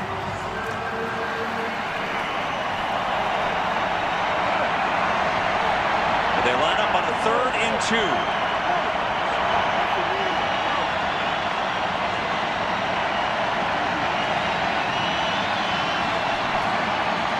They will run it. Carson puts down the shoulder. Chris Carson running hard for a first down, and that will end quarter number 3. It is back and forth now. Seattle took the lead, but Carolina came right back to retake the lead, and now it's the Seahawks on the move, trailing by 3 after 3. We start quarter number 4 from Charlotte, and what a game it's been. Panthers 20, Seahawks 17. Along with Pam Oliver and Charles Davis, I'm Kevin Burkhardt. Our entire NFL on Fox crew, producer Pete Macheska, director Artie Kempner. Glad you're with us. Should be fun in this 4th, and the Seahawks on the move with a 1st and 10 in Carolina territory. Give it to Lockett on the run. Tyler Lockett is bottled up, looking to make a move. Breaks one tackle, not the next, and a penalty. Luke Kuechly all fired up. But let's see what the flag is here. He's upset because he thinks there's going to be a face mask called against him. And there he is reaching out right there. And yes, they got him. That's the right call. Personal foul, face mask, defense number 59. 15-yard penalty from the previous spot, automatic, first down. I think Luke thinks that because he let go. Hey, just take that and wipe that out, man. I just made a great play. But it was the correct call by Sean Smith, the referee today. Good play by Carolina up until the face mask grab. They had it diagnosed perfectly. That's a pretty big penalty. Instead of a loss, now 15 yards and a first down at the 34. And one thing Carolina has done, remember Corn Elder came in for Dante Jackson? They've taken Captain Munnerlyn, their nickelback, and made him the starting corner opposite of Bradbury on the other side. Here is Wilson looking to throw, get it out there to Baldwin, and Shaq Thompson diagnosed that pretty well. But Baldwin's going to pick up 3.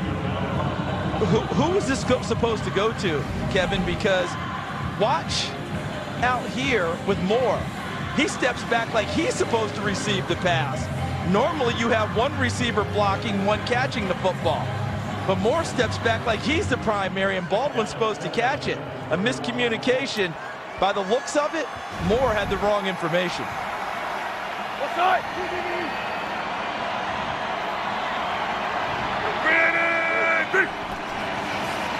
Fake to Carson. Wilson under a lot of pressure, throws wide open. Van Nett, the tight end, and Van Nett moves the chains for Seattle. He's down to the 22. Remember Bum Phillips? All right, you remember Bum Phillips, Kevin? The old coach with the Houston Oilers? You know what he used to say? Any player who follows everything I tell him isn't worth much to me, and any player who never follows what I tell him isn't worth much to me. Point being, you're not supposed to throw the ball back inside like that. But Russell Wilson knows and understands when to take the chance. Bum would have liked him. Notice that most rules go out the window with Russell Wilson. Here's Carson. And his ball is loose. It's on the ground. I think Carolina has it. Now they're going to say he's down. K'Wan Short was there. Let's see. Take a look. Short trips him with his leg as he's being blocked, and he's going down, and the ball's hitting with his forearm. See, the forearm and the elbow are hitting with the ball in it, so he's down at that point. That's right. And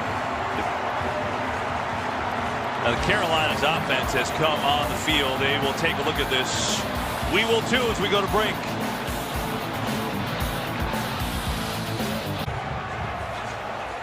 So looking at this here, guys, watch Short, 99, watch their legs touch. And now it's going to be any body part other than a hand or a foot. The right arm, Carson's right arm is going to hit before he loses control of the ball. He's down by contact, and New York looked at it and properly overturned it and gave the ball back to Carolina. Dean Blandino, our rules expert, taking it at a break for the first time. Dean, multi-talented, but For anything he can't do. so anyway, they reverse the call, the proper call. Seahawks ball, they keep it, they complete it. It's David Moore on the far side down to the 15-yard line, which will bring up a third down and short.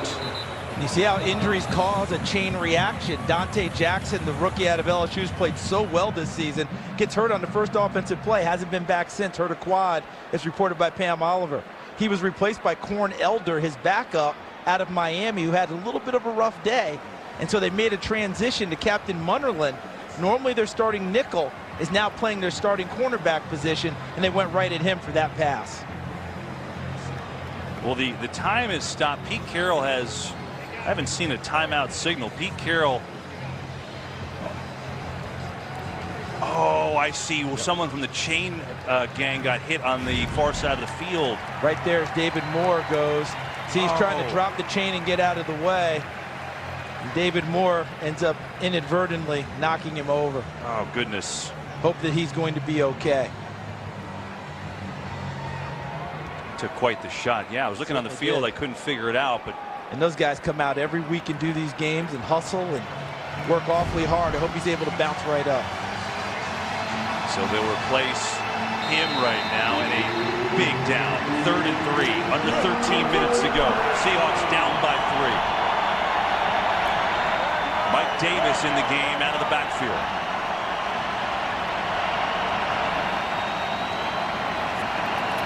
They will run it to Davis, who is hopping forward. He is close. I don't know that he got there. I think he's a little short.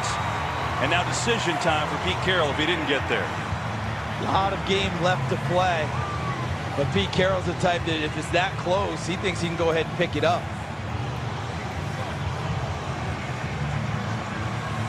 He's got the 3 in his hip pocket right now. See if we could take a look. See Davis driving, and look at the defense knocking him back. Play clock is winding down. It's already at 13, Charles. They might have to use a timeout here. And they're bringing in heavy set. Here comes Fant74 reporting as eligible. Former basketball player from Western Kentucky. The play clock was down at 13 and then jumped back up. I don't know what happened. And there's just confusion all over the board. I think after this, you come back and kick the field goal. If I'm Pete Carroll, take the 3. You didn't come out very confidently about attacking that 4th down play.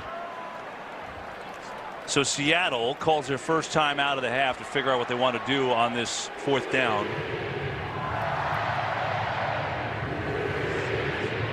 We'll be right back after this message from Bose. It appears that Seattle is committed to going on 4th and 1. I'd kick the field goal and take the 3. But don't be surprised here if somehow you get Russell Wilson with a fake inside and a bootleg. They will run it to Carson, and Carson, boy, is that going to be close. The spot is everything. I don't know that he got there. I don't think that he did. Let's see what the spot tells us. Luke Kuechly was there, shocker I know, to make the tackle. Carson and his big friend, look at this. And I think that they're giving him the first down here. Did he get it on the extra leg drive? There's Kuechly going low. Look at the leverage. Low man trying to win. And Carson's leg drive keeps the pile moving. And that must be what got him enough yardage to get him the first down. And you know what? You're not going to win that challenge if you decide to do it. No. It is a first down indeed for Seattle. Nice gamble by Carroll. It paid off for him. From the 12, they'll run it to Carson again. And Kuechly's there again. Addison helped. Luke Kuechly has turned his game to the next level. He's so angry about the last play where he thought he had it stopped and turned into a first down. He was emphatic on that one.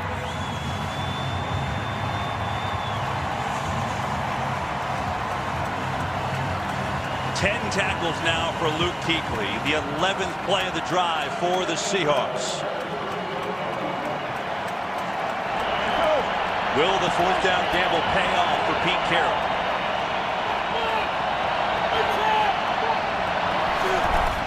Wilson almost looked to flip it there, and it was not there. They get it to Carson. Julius Peppers really wrecked that play. Absolutely he did, because it was supposed to be a shovel pass inside off of the motion. And he's supposed to, as you noted, Kevin, he's supposed to flip it inside. Watch. Right here as he goes with Carson, he's supposed to flip it, but as you noted, Julius Peppers got right in the path, and it turned into a flip to the outside. And because of Peppers' play, that allowed the rest of the defense to get there quickly. Seattle can get a first down if they get down to the 3. 3rd and 10. Fake the run. Wilson to throw, looking towards the end zone. Incomplete. He was trying to get it to David Moore, but he had no shot. It was Cornelder on the coverage. Now after all that, and after going for it on 4th, they have to settle for a field goal here. How about Cornelder, who's had his share of challenges today, coming in for Dante Jackson, comes in on the nickel after he'd been replaced by Captain Munnerlyn, and has nice coverage on David Moore. That ball had to be thrown perfectly in order for it to come down. Elder in good position. Janikowski from 30 for the tie. And we are tied. Exactly where we should be with these two heavyweights. 9.5 to go. All knotted up at 20. Couple of great quarterbacks here today. Russell Wilson has brought Seattle back to tie once again. Cam Newton's been brilliant. 20 of 22, 214 yards and a touchdown. Charles, you were saying during the break he's only made the one mistake, but it was a big one. It was a big one to try and force it into Chris Manhertz down the end zone. But that was a heck of an interception by Bradley McDougald. Tipped it with one hand before bringing it in. So we are tied at 20. Janikowski's kickoff. Moore will let it go over his head, and Panthers take over on their own 25. Thursday Night Football returns this week. Two of the best teams in the league. How about Dak Prescott and Zeke Elliott and the Cowboys taking on 10-1 Drew Brees and the Saints? Oh yeah, I think I'll tune in for that one. 7:30 Eastern on Fox, NFL Network, and streaming on Prime Video. As this is what it looks like. Playoff picture. Saints and Rams battling for the home field advantage. Of course, the Saints beat the Rams. They have the edge. Carolina right now in the wild card if it started today. Seattle, though, if they win, that changes that dynamic. Still a lot can happen here in these last few weeks. So Panthers football tied at 20. Here is McCaffrey. Huge hole. McCaffrey! Uh-oh! It's a foot race! And he's taken down by Griffin from behind. Christian McCaffrey, a big hole, an electric run, and he's got Carolina in business with a 60-yard pickup. Watch how well this is blocked. Formed a wall right there and right there, and he just flies through it. And then Shaquille Griffin, now he's going to watch the big board to see where people are. Look at him, look up, see him glance? Can I find the pursuers? And he's trying to get there. He looks again. And Shaquille Griffin, who ran 4.38 at the combine when he came out of UCF, used every bit of that speed to catch McCaffrey. Career long run for Christian McCaffrey. And now another big hole inside the 5. McCaffrey denied at the 1. Christian McCaffrey is having an unbelievable day. 15 more yards. He's over 100 receiving. He's now well over 100 rushing. And you notice what else? After that big run, what have we seen in football in the last 10 years? They tap out. I get a big run. Get me someone else in here. He goes big run and says, give it to me again. And goes through for big yardage and almost gets through. Superior conditioning and never wants to come off the field. 241 total yards for McCaffrey, and now he's staying on the field, as Charles said, to try and finish it. Big group up front. They'll give it to him. Jumping over the top. Ball's loose. Carolina recovered. Oh, what a break. Greg Olsen in the right place at the right time. How many times have we seen loose balls today that have come back to the team that dropped them? It's been unbelievable. Watch number 40, Arma. Follow him. And then McCaffrey's right behind him. And the ball pops free as he got submarined as he went up top. Looked like number 92, Nazir Jones, pops him up in the air, and he's losing the football as he tries to go through the crowd. McDougald's right there and can't possess it, and Greg Olsen alertly dives on it. Play clock winding down. It's already at 6. On a 2nd and goal. Down at 1. And now Newton sees it, and he does get the timeout before the delay of game. So the Panthers take their first timeout here in the half. McCaffrey is just trying to catch his breath, but he got bailed out there by Greg Olsen. In a lot of ways, this timeout may be the exact thing that Carolina needed. 2 big sprints by McCaffrey. Drops the ball going over the goal line, but all game long, he's been special. Breaking tackles, 9 catches, 102 yards, and now 18 rushes, 139 yards, and a touchdown. First time in his career he's been over 100 rushing and receiving in the same game. I mean, just unbelievable, this drive. They put that down as a 59-yard run and then a 15-yard run. He came into this game 9th in the NFL in scrimmage yards. Well, that's going to go up. What a performance. And I still laugh. They used to say, I don't know if he can run inside. Yes, he can. But this is a perfect time now on 2nd down, Kevin, for a play-action fake and throw it to someone in the end zone. They will fake it. Newton on the keep, looking end zone, throwing end zone, dropped. Olsen was there. Mingo may have gotten a hand on it. And now a 3rd down and goal. Well read by Barkevius Mingo, number 51 in white. He realizes what's going on, and he's running with Greg Olsen and uses his length to get his left inside arm. Watch the inside arm of Mingo, number 51. That's what affects the catch. And one of the things that the people loved about him was his versatility. Defensive end, outside linebacker, long-armed guy, and he used it well on that play. And Greg Olsen upset that he didn't just haul it in. That ball was highly contested. And so now 3rd and goal. Play clock winding down at 2. Newton gets it to McCaffrey. Wide open, touchdown!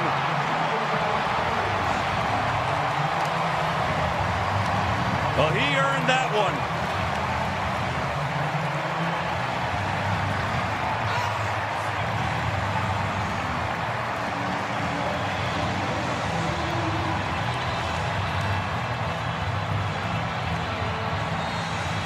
How about that?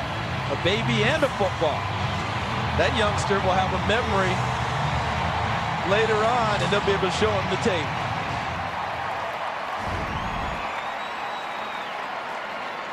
We'll call this one the Christian McCaffrey drive because he had every yard. Every yard of that 75-yard drive was number 22. Outstanding. And the Panthers back in front. What a game. Still 6:57 to go. Carolina's lead.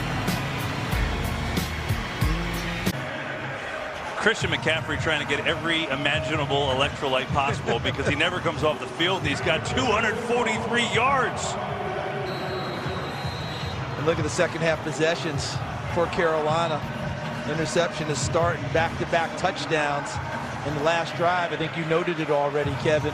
Every yard gained by Christian McCaffrey on that last touchdown drive. And so Carolina back in front with 6:57 to go. Lockett take a knee. Let's go back to that touchdown. Now watch what makes it possible. McCaffrey's going to swing out here, but watch what happens in here. Alex Armand, number 40, and then also number 11 on the play. Look at that. End up with a nice little, what you almost call a pick situation. I mean, take a good look at that one. Torrey Smith, Alex Armand, and then at the end of it, Torrey Smith kind of went, like, my bad, but sorry, not sorry. Pete Carroll's wondering where the screen is. Where's the pick? You can see it. And guess what? Touchdown, Carolina. Torrey Smith, he's active today. I don't think he's been targeted, but he helped on that particular play. So now it's Seattle. Can they answer? Fake the run. Pressure coming. Wilson coolly throws to Lockett. First down. And Lockett out to the 38. Game break time. Let's check in with Kurt Menefee. Well, the Eagles were once down 19-3 to the Giants. They've erased that and then some. Josh Adams' 1-yard score gives them their first lead of the afternoon, up by a field goal with 8.5, a little bit of change left on top of that.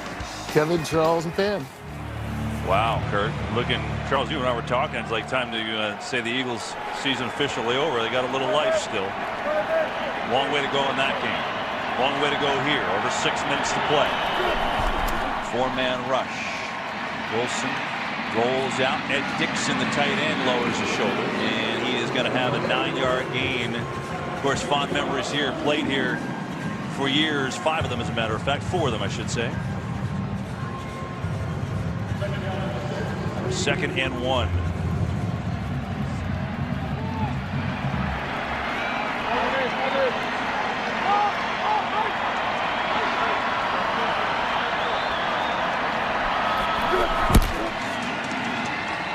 Baldwin makes a move. First down. Doug Baldwin.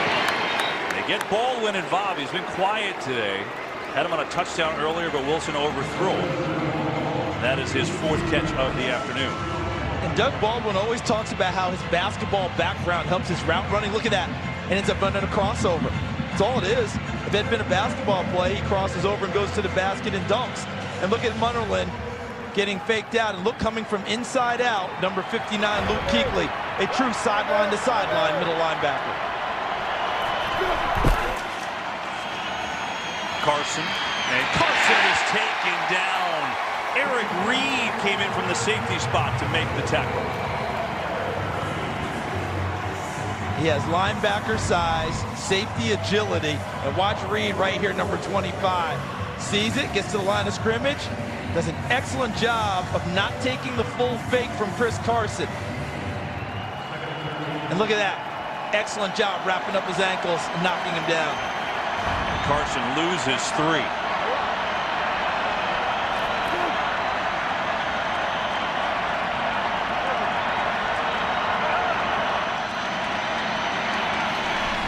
Movements, flag flies, and they stop the play. Wilson is pleading his case it was on Carolina, but let's see if they were drawn. Neutral zone infraction. Defense number 96. 5-yard penalty. Second down. Wonder if he got him with cadence on this one. The veteran quarterbacks, they pull it out at key times and maybe hit it just a little bit harder than normal. And Wes Horton gets activated.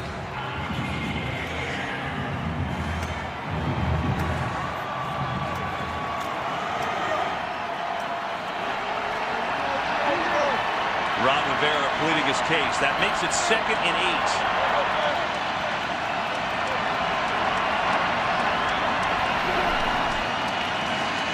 Wilson stands in, fires, Baldwin again. Adams is right there on the tackle. So it's going to bring him a 3rd down and 3 with 4:15 to go.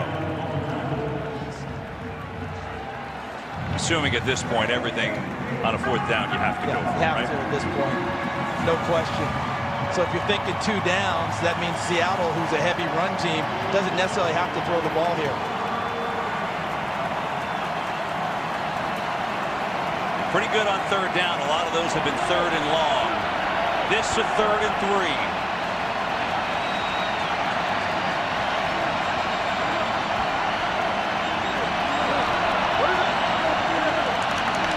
Play clock at 1.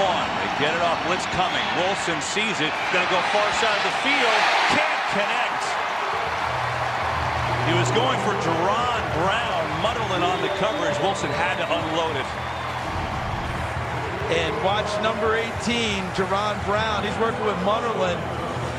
But what really made the play was the pressure in the face of Russell Wilson. I mean, it was immediate and right there, and he had to get rid of it, and he put a lot of air under it, hoping Brown could run under it to no avail. 4th and 3. These coaches are both working these officials pretty hard, aren't they?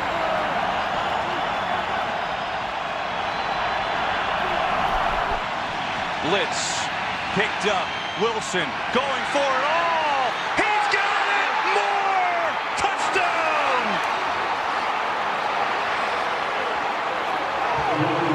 On 4th and 3, they go for a bomb, and it pays off.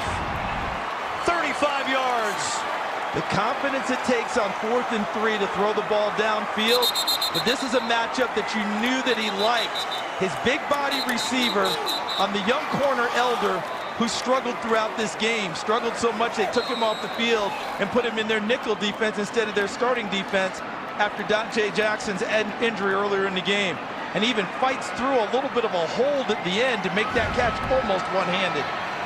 The all-important extra point by Janikowski is up, and we are tied for the 4th time here today. Well, the reason they let Brandon Martian go is because they love this kid, David Moore, delivering with a 35-yard touchdown, and we're tied again in Charlotte.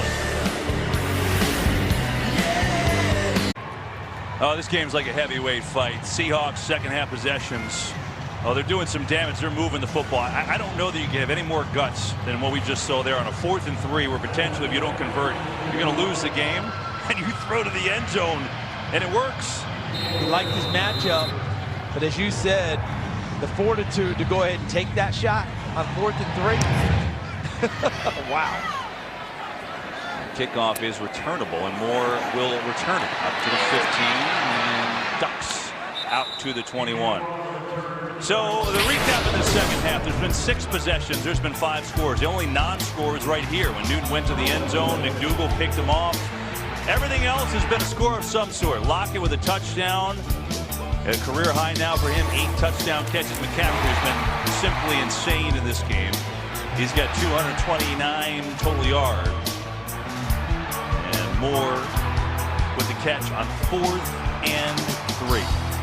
You know, just 2 seasons ago, David Moore was on their practice squad. And now look at him making big plays in playoff-type atmosphere. Not too bad. Now it's Cam Newton's turn. 3:22 to go. Plenty of time.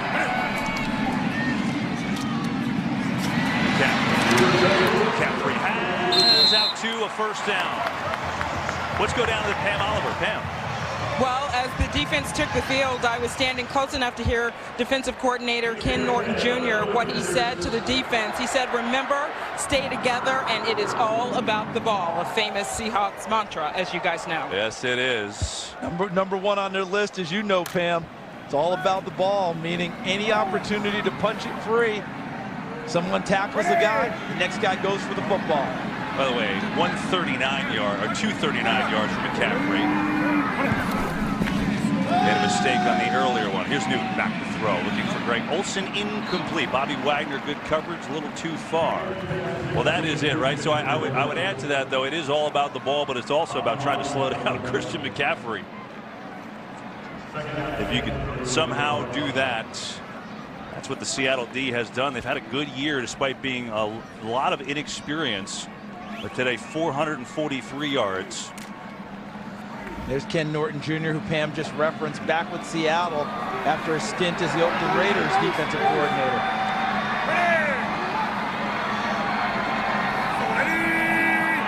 2nd and 10. Time. Newton, near side. Moore's got it. First down, breaks a tackle. DJ Moore taken down in Seattle territory by Wagner.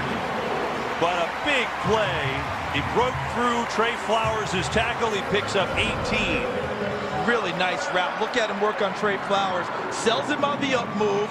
Fights through the hand on his face mask and comes back to cut the distance down for the football getting to him. And then turns into a running back after the play. Breaks the tackle of Flowers and gets upfield.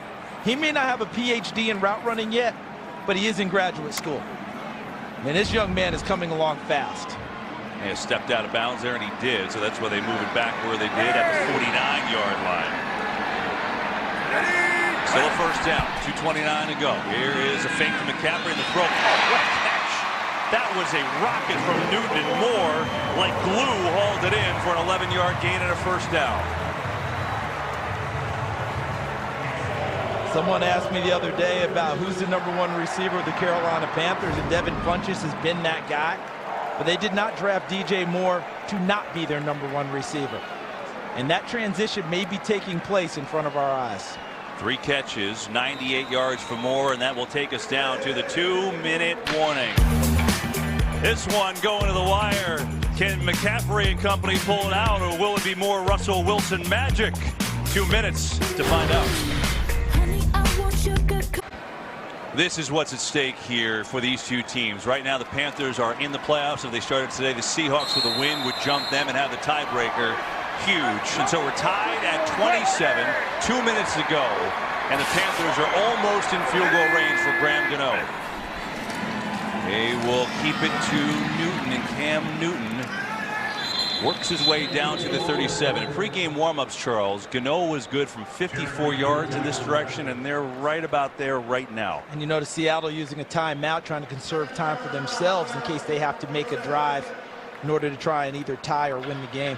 Seattle only has one more timeout left. As you see, Gano. Aerial coverage today is brought to you by State Farm on just a great day here in Charlotte. Glad to have you aboard with us for what has been a fantastic football game. Now, when we were here earlier this year, Gano made that 63-yarder against the Giants to win it in the same direction. But the temperature was different. The conditions different. It's very hot and humid. I'm not a meteorologist, but I think the ball carried a little bit better then in September than it might now. And I know Gano missed a gimme field goal last week. He's one of the best kickers in the league. He's hit his last 42 of 44 field goals. So think about that. Seattle trying to make a last stand here. Newton looking to throw. Pressure. He's in trouble. Throws it away. Dangerous play, and Newton did get rid of it. Smart play at the end of it to make sure he got outside of the tackle box and then threw the ball over the sideline to avoid losing yardage on the sack and hurting his field goal opportunity. What it did do, though, it stopped the clock. And with Seattle with only one timeout left, if they hold here, they will get the ball. Yeah, they saved them on that one, but that was much better than taking the sack there and giving up that yardage. As it stands right now with the ball at the 37-yard line, You're talking about a 55-yard field goal, which is pretty much the limit of what Gano showed us in pregame warmups. 3rd and 7.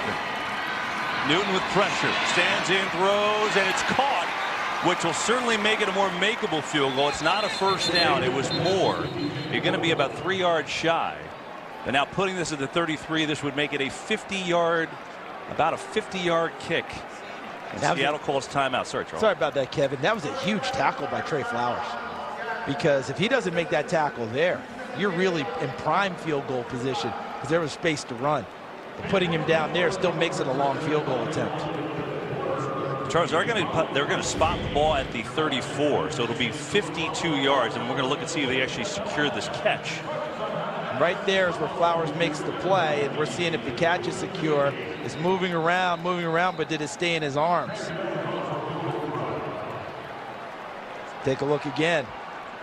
He's got it. The ball may be moving, but does it stay with his hand?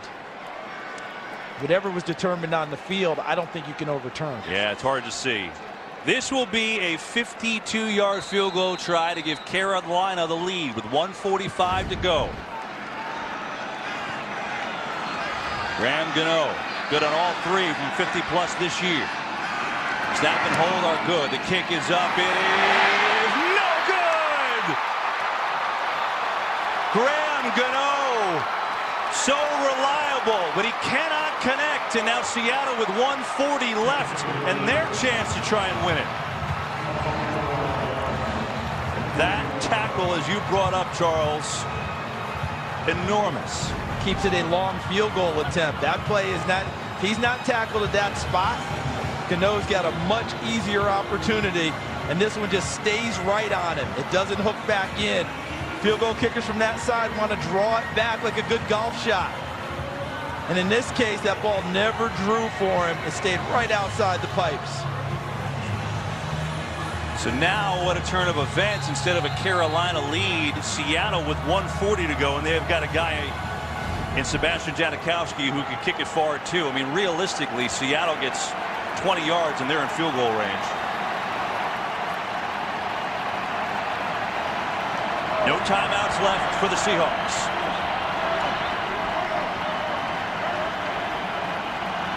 Play clock to 2. Wilson, blitz coming. Wilson steps up and run. Thinks about throwing, now throws it away at the last possible second. Smart play by Wilson. He might have been taken down for a loss and just got rid of it. 2nd down. They were in hot pursuit behind him, weren't they? Watch how he tries to extend the play and keep it alive as he exits to his right. But look at Mario Addison, who ran all the way from his right end position and eventually ran a hoop and came up and almost got Russell Wilson for a sack. Luke Kuechly playing a little spy mode there. Good idea. You want to keep him hemmed in as much as possible. 2nd down. Wilson, quick trigger to Moore, who had the touchdown on 4th down. Clock will run as Moore picks up 6. No timeouts, remember, so the clock will run. Remember, they only need 3. So it's a different mentality going downfield. Janikowski's season long is 56 yards, which means they have to get to the 38 for that.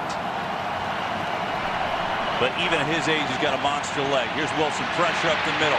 Wilson stands in, throwing deep. He's got Lockett wide open. He's got it! Tyler Lockett got behind the coverage and hauls it in.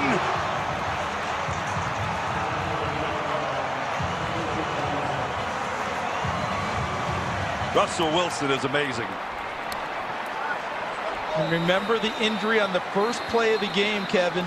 Dante Jackson, the rookie out of LSU, which led to Corn Elder, which led to Captain Munnerlyn.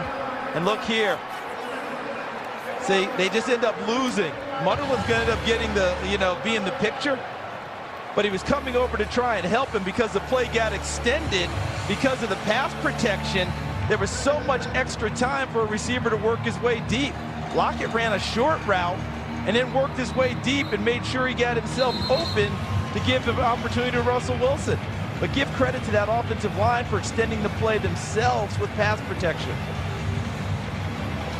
And so Carolina's defense had a chance to try and pick up Graham Gano, but Russell Wilson with a huge play. 43 yards to Tyler Lockett, and now 45 seconds left. They could just run this clock down, but again, no timeout, so they still have to be cognizant to allow for third down or second down to spike it, however they want to do it. I just say, what side does Janikowski want the ball? Where does he want it? Get over there and get on the ground.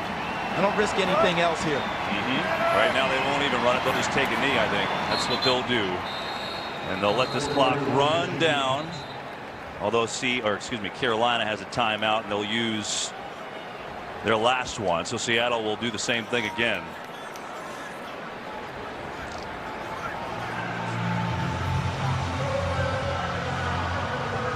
I mean, this is Sebastian Janikowski's 19th year in the league. Remember when he was a first-round pick by Al Davis for the Oakland Raiders? And in his career, 17 game-winning field goals. He looks like he's going to get an opportunity for 18. 40 years old is Janikowski. And just waiting patiently for his chance. As we remind you, the State Farm postgame show is coming up. Graham Gano, who's been so reliable, had a tough week last week.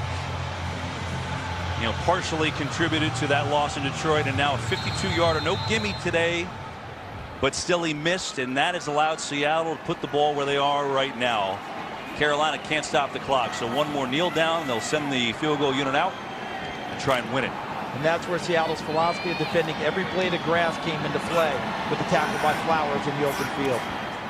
Wilson will take a knee. They can let it run down, and on third down they could spike it when they want.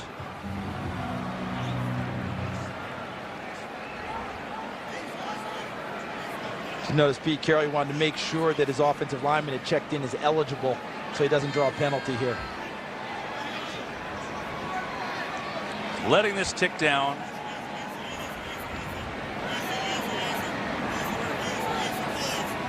Want to get it to about 4 seconds. That'll mean the game will officially be over. That's what Russell Wilson is waiting for. Now he'll get in there. And he does just that. Janikowski, a chance to be the hero.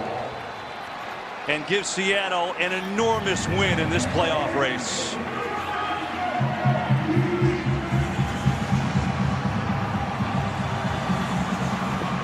And also, no timeout. You can't freeze him.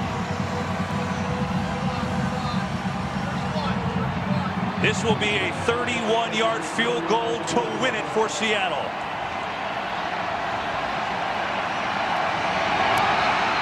And the Seahawks win it here in Carolina.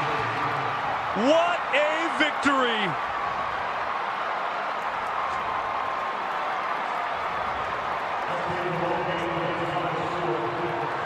More Russell Wilson magic with the help of a missed field goal. And the Seahawks keep on rolling. They improve to 6-5. A big loss for Carolina, and here's the kick. And what a spot for the rookie punter, Michael Dixon, having to put it down for a game winner. Something he didn't do in college. Russell Wilson, 339 yards, 2 touchdowns, and he saved the best for last as usual. Seattle, a monster win. For Pam Oliver, Charles Davis, I'm Kevin Burkhardt.